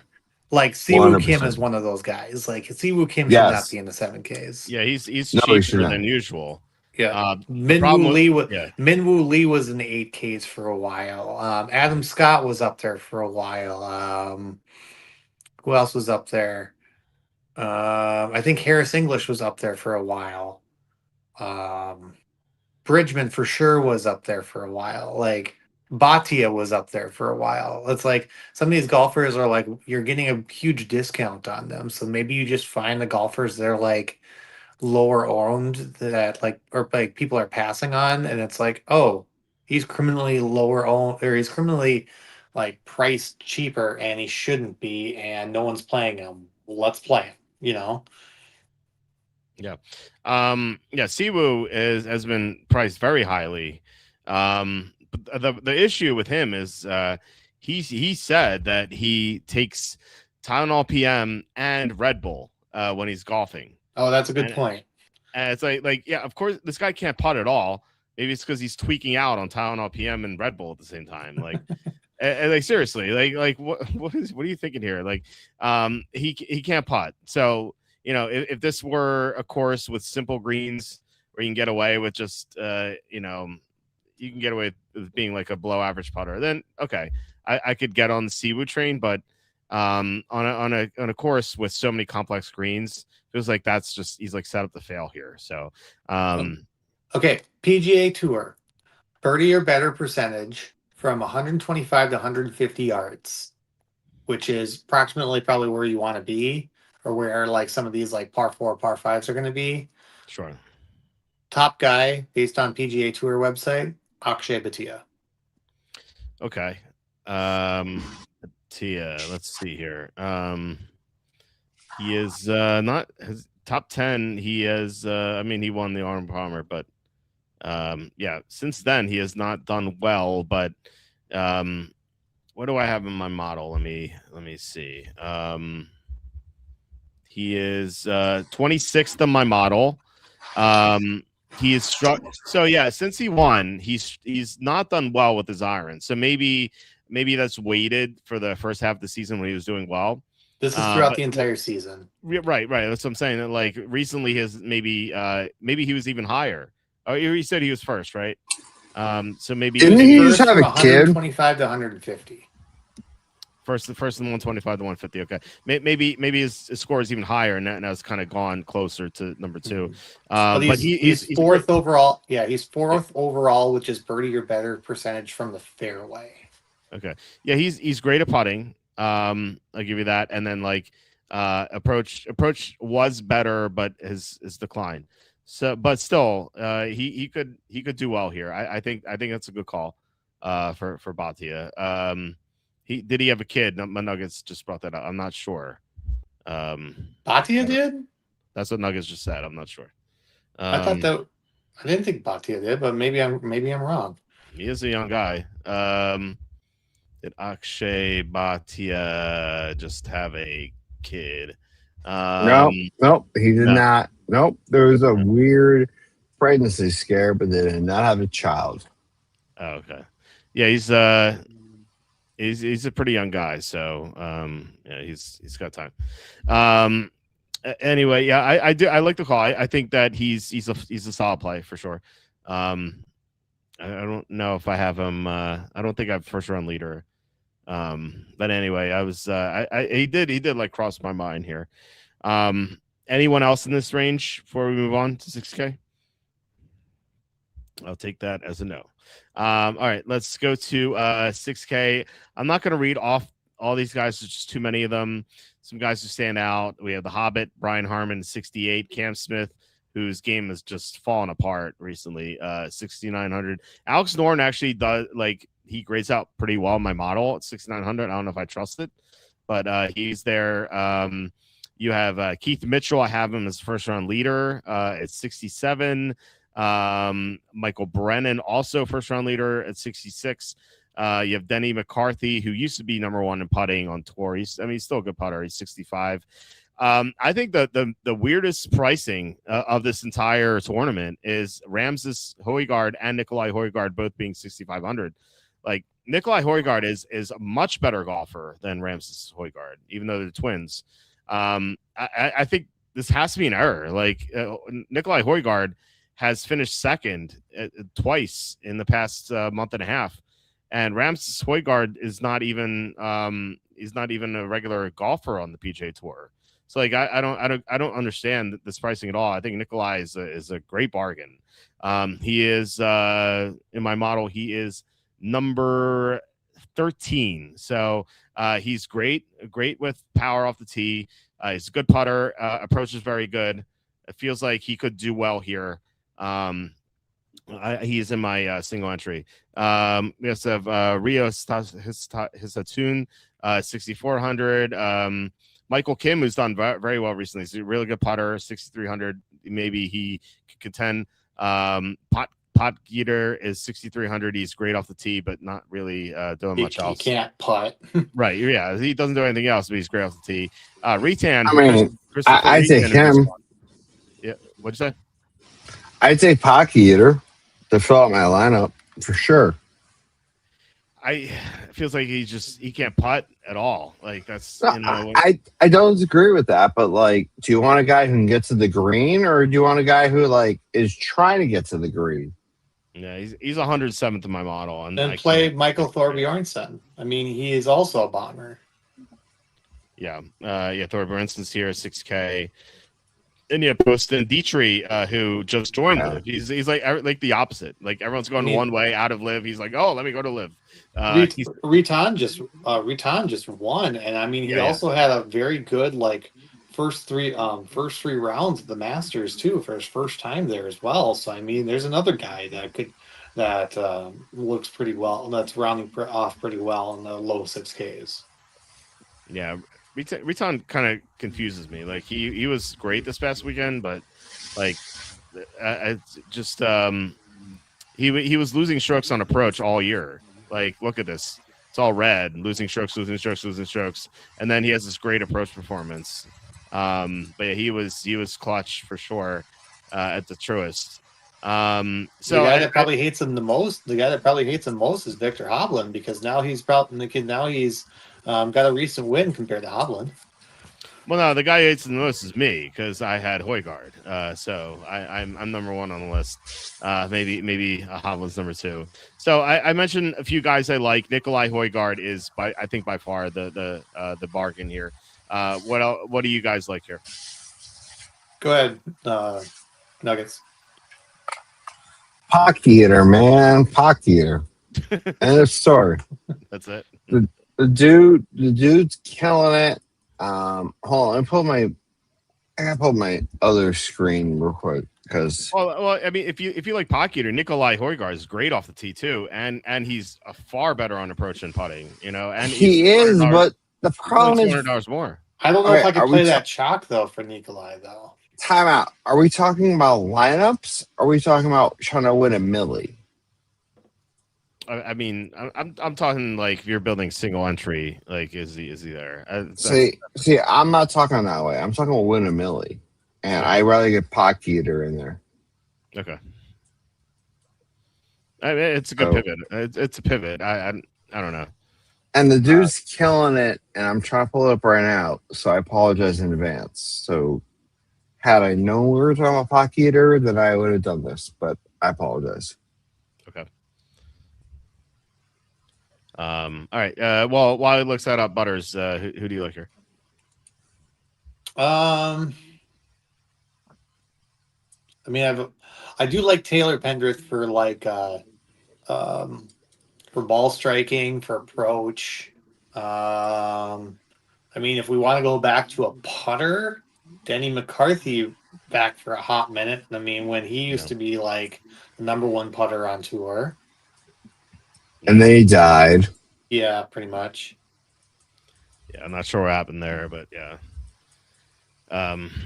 He had a great showing a year ago at the was it the Texas Open, I think. Like he and Batia were like so far ahead of the entire field on day 4, and then they went to a playoff, and like there's like a little creek, and like McCarthy hit it into the creek. It's like wow, it's so crazy. I had Batia for a big play, so maybe that was 2 years ago, but I think it's Sure, have attitude. A guy that's always been good on approach that I like that 6K flat is JT Postman. Yeah, Poston. Yeah, I mean he's one of those guys who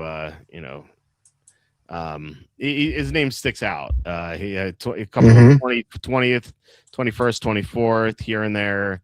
Doesn't feel like he can contend. Like it feels like how many guys in this range could like realistically finish the top 5? You know, I would say at least 2, if not 3. Who's that? Who would that be? Keep scrolling down. Well, Nikolai Højgaard. No, I would say Pock Eater. Because at this course, you have to hit the ball straight. He does that. Is Bridgman in this range? No, he was in the 7Ks. And then I only have Pock Eater because Pock Eater and Bridgman hit the ball so straight. And it doesn't matter what course they're on. Like, those are 2 guys you want. If you want a secondary, I hate myself in the morning. I want a guy over 10. I mean, the dude just hit the ball out of the effing park. I'm not saying he's going to win it. All I'm saying is he might finish in the top 10. And he was like just putting and everything. Dude was killing it. So that's where I'm going. Yeah, if his approach holds up, yeah, for sure. Yeah, he's interesting. Like I said, with Højgaard, he hits the ball so far, and he's great with a lot of other things. The guy who's showed up pretty well in my model is Alex Noren. He has a 7. He finished 7th at the Cadillac earlier, 12th at the Genesis. So he's had some decent finishes. He's good at an approach. He's good at putting. Like he does everything right. Feels like he has a chance to make the cut and compete. Maybe possibly for a top 10. So I think he's interesting. And then as I said before, Michael Kim has done well recently. He is 2nd at the Texas Open, 18th Cadillac, 25th Heritage. He putts very well too. So he's a very streaky golfer. Like sometimes he's awful, but seems like right now he's trending upward. So I think that he's like a pretty reasonable guy to if you want to play the ownership game and pivot off Nikolai, maybe you go to Kim. Although I don't know Kim's ownership. Maybe I'm just talking out of my butt here, but I don't know. You guys might have the ownership on that, but I don't know. Anyone else before we go to the 5Ks? Not yet. We'll see. All right. All right. Well, the 5K range, I won't name all these guys once again. I think there's too many guys. You have like Stefan Jaeger. I have to mention Ryan Fox because he won the Canadian Open for me last year. Everyone and their mom is on Alex Fitzpatrick. And I guess for good reason because 1st, 9th, and 4th past 3 tournaments. Harry Hall has been mentioned quite a lot here on the show. He is a great putter. So he has to be considered. You have Nick Taylor has had some good finishes recently. Mike McCarty was doing well last year, or is it Matt McCarty? He's been doing pretty well recently. Bud Cauley did well for a while, a couple years ago, but not so much recently. Lucas Glover is known, but he can't putt to save his life, so you probably want to avoid him. And then Christian Bezadenhout is a good putter, but he doesn't. He's accurate off the tee. Outside of those two things, he doesn't do all that well. Let's see. I believe that. I think Putnam is in this range. So yeah, he's 5,400. Putnam, as I mentioned, he nearly won for me at the Texas Open. He was 140-1, and he was the betting favorite on Sunday for a while. And so unfortunately that didn't come through, but it almost did. And we made some money on hedging Spawn. So I can't hate that. So, and of course we have Brian Campbell, who, as we said, is going to be very happy that he's no longer the worst golfer in the field. So Nuggets sign off. He said, sorry, got to bail. So it's just me and you here, Butters. Who are some guys who stand out for you in the 5K range? So I mentioned before that I might be fading this range, but if I do dip my toes into this range, there's a couple golfers that strike my eye. Steven Yeager, why is he 5,900 for a bomber? That's someone who has actually beat Scotty Scheffler last year. Yeah, Like this, Open, that's very strange to me. Yeah. Alex Fitzpatrick, I think that's one guy that I would eat some ownership on, but you'd have to play a little bit different if you do. Nick Taylor. I've always been a Nick Taylor guy when it comes to approach, when it comes to tournaments that demand approach. I mean, he's done well at Pebble. He's done well at other approach tournaments as well. So, I mean, he could contend just with his approach alone. I like going back to Bud Cauley. I feel like there's just one of these times like Bud's gonna win one more time. Like his contention at the Players, I think was no fluke. I think like he's starting to kind of, he's good. I feel like he's gonna win at least one within the next couple of years. Like it's just it's like he's got this drive. Maybe this is his off year because everyone was on him because of last year, and then like I don't know. I just don't want to be I don't want to miss out on the Bud Cauley train, but then I could also see other people saying like, "Oh, he's way down here." So, Hao Tung Lee, I guess. I mean, I chose to fade him, and then he almost was almost optimal. And then the wheels fell off when he was paired with Scheffler, and so I get that. There's always Patrick Rogers, but he seems to always be like a showdown guy. Who else down here? Oh, Brent Snedeker that won last week on the alternate tournament. I mean, I felt like earlier this year it was like, oh no, do I need to get back on Sneds? And then never really got the chance. I don't know if he could go back to back. He won Myrtle Beach.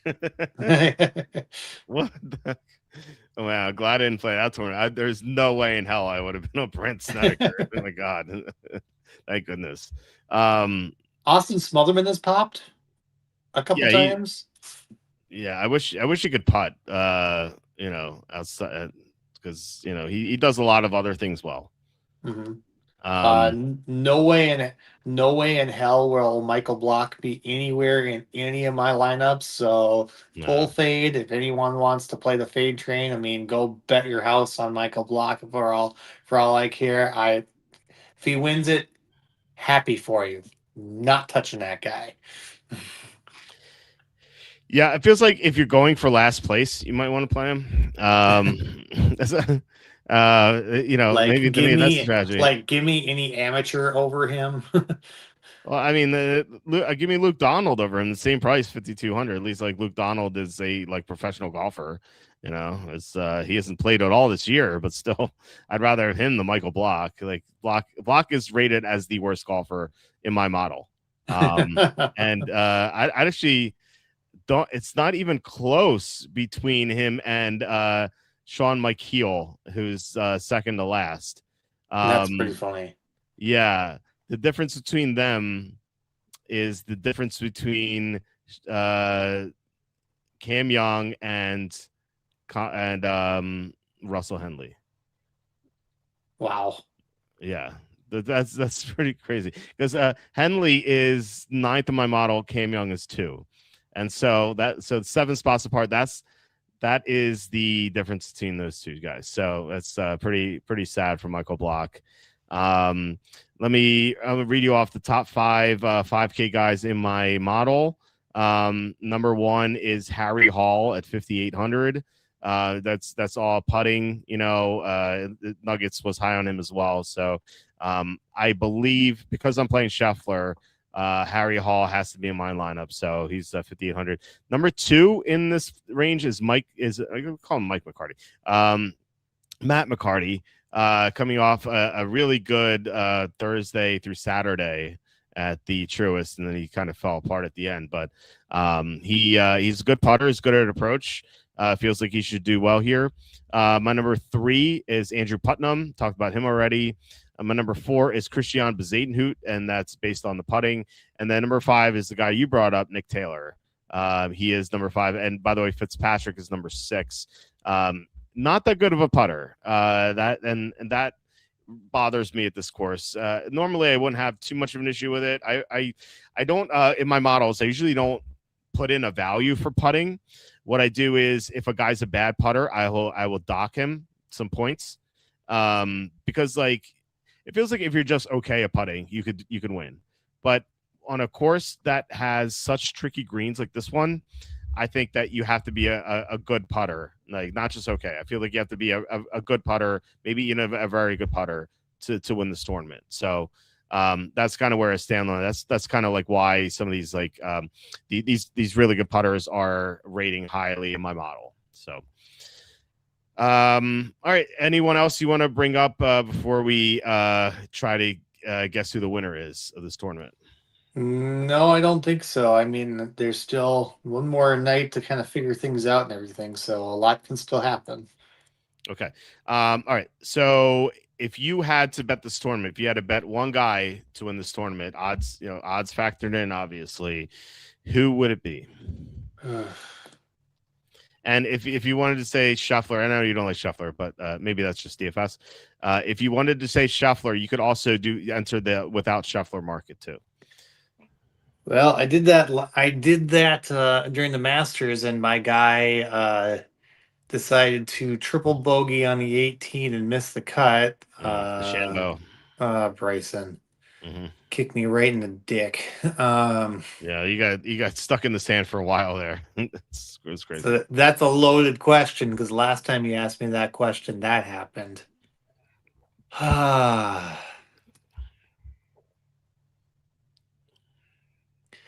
I want to say Hatton. I really don't hope he kicks me. I really don't hope he kicks me down like Bryson did. I think Hatton was kind of the first guy I kind of looked at this week, and I was like, yeah, I could tend towards that way. So I guess I'd have to say Hatton. I guess the other guy I'd have to say, probably against my better judgment, would be Rory. I mean, in what world do we see, like, okay, Rory went back to back, and then he says, screw it, I'm just gonna maybe he just says, screw it, I'm gonna do another full lap of the Grand Slam. Maybe he does another Grand Slam. That would be quite nuts, and all in 1 year. That would be quite nuts. Yeah. Speaking of Grand Slams, Scheffler coming up for the U.S. Open, he would have an opportunity there. Scheffler has a chance on his birthday. We have Spieth is popular this week because of the talk about him for his chance. So we've got that going on. I don't know if anyone at the British Open needs one. I don't know if someone at the British Open needs one to get a Grand Slam, but we at least have 2. Yeah, I'm not sure about that. So you mentioned Hatton outright, 62-1. Hatton without Scheffler is 50-1. I would like that because you can maybe set up for a double win. And then Rory outright not plus 940, so almost 10-1 there. My bets, and I mentioned some of them. I'll go through what I have. My pick to win this, surprise, surprise, Scotty Scheffler.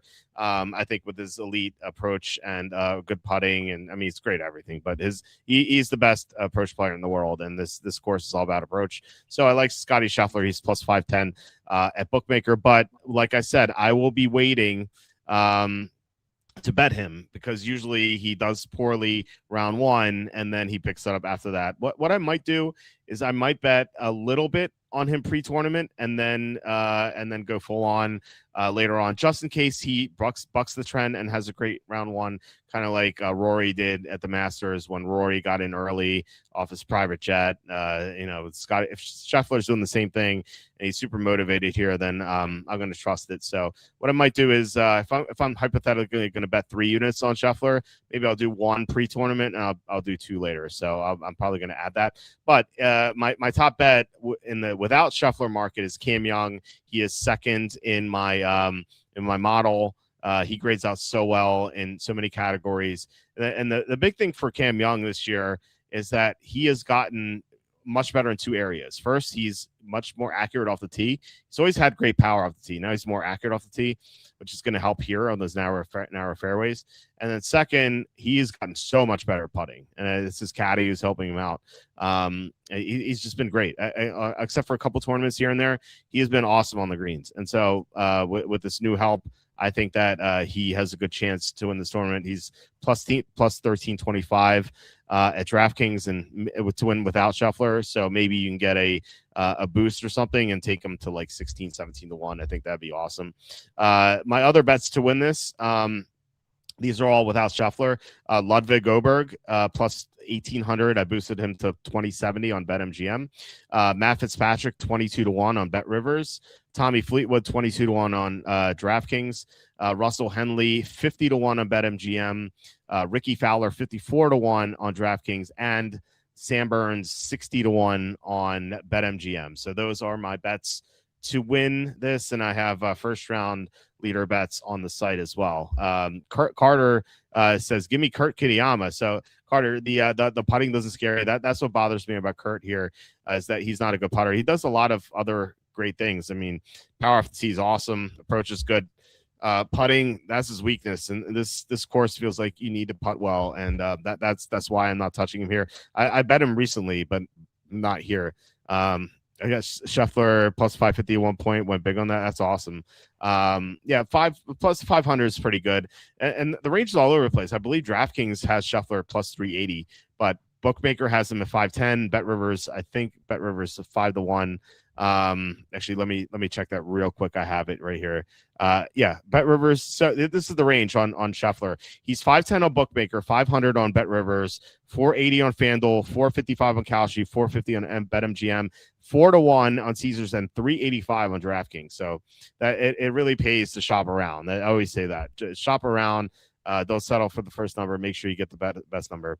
He also has Scheffler top 5 plus 125. Feels like with his major history, it feels like he's going to get there. Yeah, 6 of 9, top 5. Yeah, he had a 3-tournament stretch when he had his kid where he did not do well, and then outside of that, he's been amazing. Maybe not up to his standards, but still the best golfer on tour. So yeah, I like him top 20, top 5. I think that's a good bet. Okay, anything else, Butters? Any final words before we head out? No, I mean, good luck this week. I mean, as always, play your plays. Listen to your gut. I mean, obviously there's game theory. Obviously, a lot of things can happen.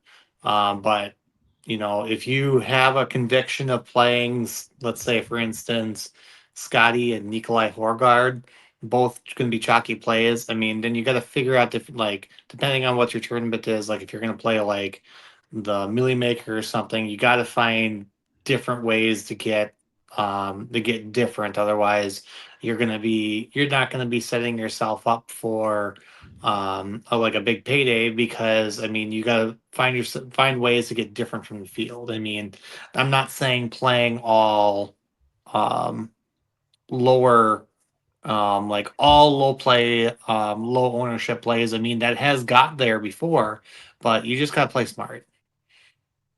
Yeah, I totally agree with that. And look, I would say this, like, you have to be contrarian. Don't be too contrarian. Don't play like all 6K guys and be like, oh, I have 36,000 in my lineup. That's stupid. Like you have to be contrarian, but you have to be smart about it. And I agree. Just try to buck the trend. Don't play all the high ownership guys. You can play one or two if you have a really good feeling about a guy. Like I mentioned Scheffler before. Like if he's the highest owned guy, let's say at 38%, but there's a 55% chance he's in the winning lineup. Like he's going to be on their own. And so even at 38%. So just try to figure it out that way. Like try to figure out who is lower owned than they should be, even if they are relatively higher owned. Like, maybe like Nikolai Højgaard's another example. He's like 6,500.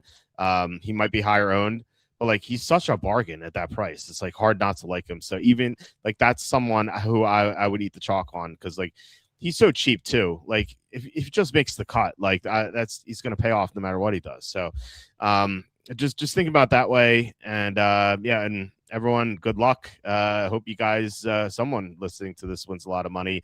Last couple comments. Carter says, I like long hitters with good approach play. It's definitely Kitayama. Greens are tough and putting matters, but I care more about approach because it's all about getting on the right tier. Yeah, that's fair. Just the last time this course was played at a PGA event was 2018 at the BMW Championship. And like, if you look at like the top 10 finishers, all of them were great at approach and or putting. Like most are both. And that's kind of what it takes here. Most of the time I'm like putting is just okay. Like I bet Kitayama plenty of times this year. And this putting didn't really bother me that all much, but like at this course where like this is like some of the most challenging greens you're going to see all year. That's the issue here with Kitayama. That's why I'm not touching him. But like, if he's your low ownership play in your DraftKings, as you said here, then that's fine. I think that's okay. I just don't want to bet him outright. But if he's your last guy in to be contrarian, then I think that's perfectly okay. Yeah, I don't mind Kitayama actually. I mean, it makes sense if you're going for like the bomber build. He's been playing very well. I don't hate it. I mean, he has shown that he can beat other golfers. I mean, he has beaten Scotty as well, but I think he's a lot longer shot than you would think. And typically on majors, I mean, you got to have like a top 2, top 3 prior result at a major to win these tournaments. I mean, it's like if you're, let's say, like Rutan at the Masters, first time in Augusta. I mean, you are longer than a long shot to win that tournament. I mean, you can still play well, which he did, but I mean, to contend, I mean, it's a less than 0% chance sort of thing. I mean, you had Bryson a while back when he was contending as well as an amateur, but it's just it's a wild shot for that to happen. So I mean, don't be afraid. Like if you have a conviction on Rory. Like some people don't like to bet those odds, but if you feel like he's going to win, who cares what the odds are? Bet him. Yep. Money is still money.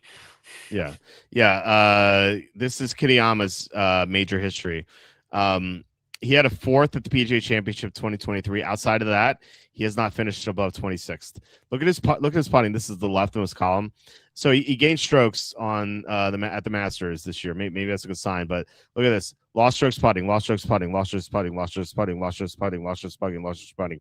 At the 4th, he gained strokes putting, then lost strokes putting, lost strokes putting, lost strokes putting. With no data here for some reason. Lost strokes putting, lost strokes putting. Like this is why he doesn't do well at the majors. Like these greens are complicated. It's not like the Cadillac Championship where it's just a straight line, to the green. It's like the I don't know if you ever played Mario Golf. There's this my friend and I we sometimes get together. We'll chill out and just play a couple of rounds of Mario Golf. And there's this one course. It's like a city course. It's like you're in the city and you're golfing. the greens there's no slope on the greens at all. It's just straight line. It's like the easiest thing ever. If you 60 yard putt, or 60-foot putt, it's like so easy. That's what I felt like the Cadillac was. It's just like straight. But like this is like a completely different story. So you have Kitayama finishing 9th at the Cadillac. He gained strokes putting. Like this, I feel like this at the Players is what could happen. Like it's a wild ride with him on the greens. Like, but I don't want to scare you off him in a DraftKings tournament. Like you said, he could finish 25th or 20th. I think it's possible. But I would not bet him. I just, maybe if you want to bet in top 20, that's okay. But to bet him outright, I couldn't do that. So I mean, if you like him in DraftKings, bet him top 10. Yeah, that's fine. Bet him top 10. Bet him top 10 and top 5, because I mean, if you're really that high on them on DraftKings, also put a bet on T5 or T10. I mean, if he's going to be the guy that you think is going to ship you $1 million, why not also throw it into a bet for that way? I mean, because like I said, with his major history, it's not great. No, it's not like bad. it. But No. I mean, if you think he's the guy that you need, that no one else is on to ship you a tournament, why not throw a little bit of that money into the betting market as well for T5 or T10? Yeah, that makes sense. Yeah. Why not? I mean, yeah, if you like him enough, sure. You don't have to bet to win, but yeah, T10 I think is okay. He did finish 4th once upon a time at a major, so it could happen. Carter saying putting's high variance, but yeah, not looking good. Still like it, but 95%.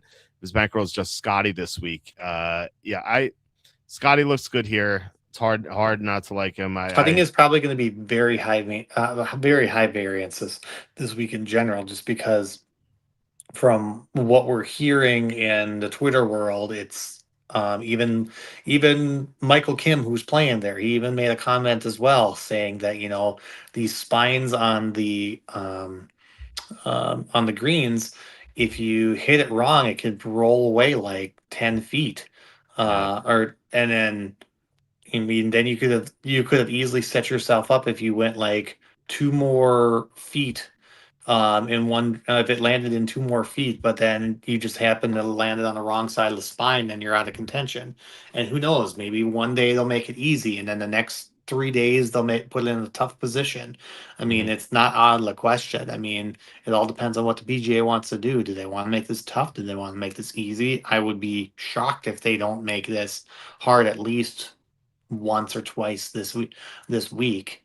I mean, I don't think they want a birdie fest for a tournament, but then sometimes just the talent is just so good where people just spike. I mean, you've had terrible golfers that have spiked in putting. You never know. That's true.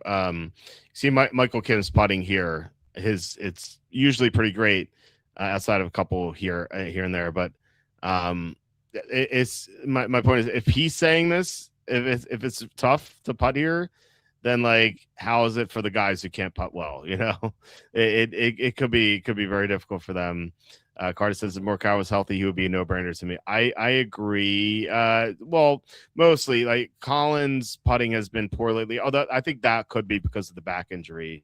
If you look at how his putting has regressed, I'm going to bring this up. So Collins, his putting was great here for a while, and then it kind of tailed off. And ever since he got hurt with his back, it's tailed off. So maybe that's affected him. So yeah, I don't think you can bet him given the back injury. Like I'm not a professional athlete by any means, but I've had a back problem since I was 27. And I know how it is. It's like it's problematic almost every day, and it's something that just doesn't go away. It's such a nuisance, and like sometimes like I have issues like walking, So I don't know how Morikawa's specific injury is, but like if it's anything like I have, then it's something that could really derail you. And I mean that's what really hurt Tiger's career. Before the off the field stuff, he had back issues, and that hurt him. So. yeah, I mean, he still obviously had some great performances after that, but it's he was a different golfer ever since he hurt his back.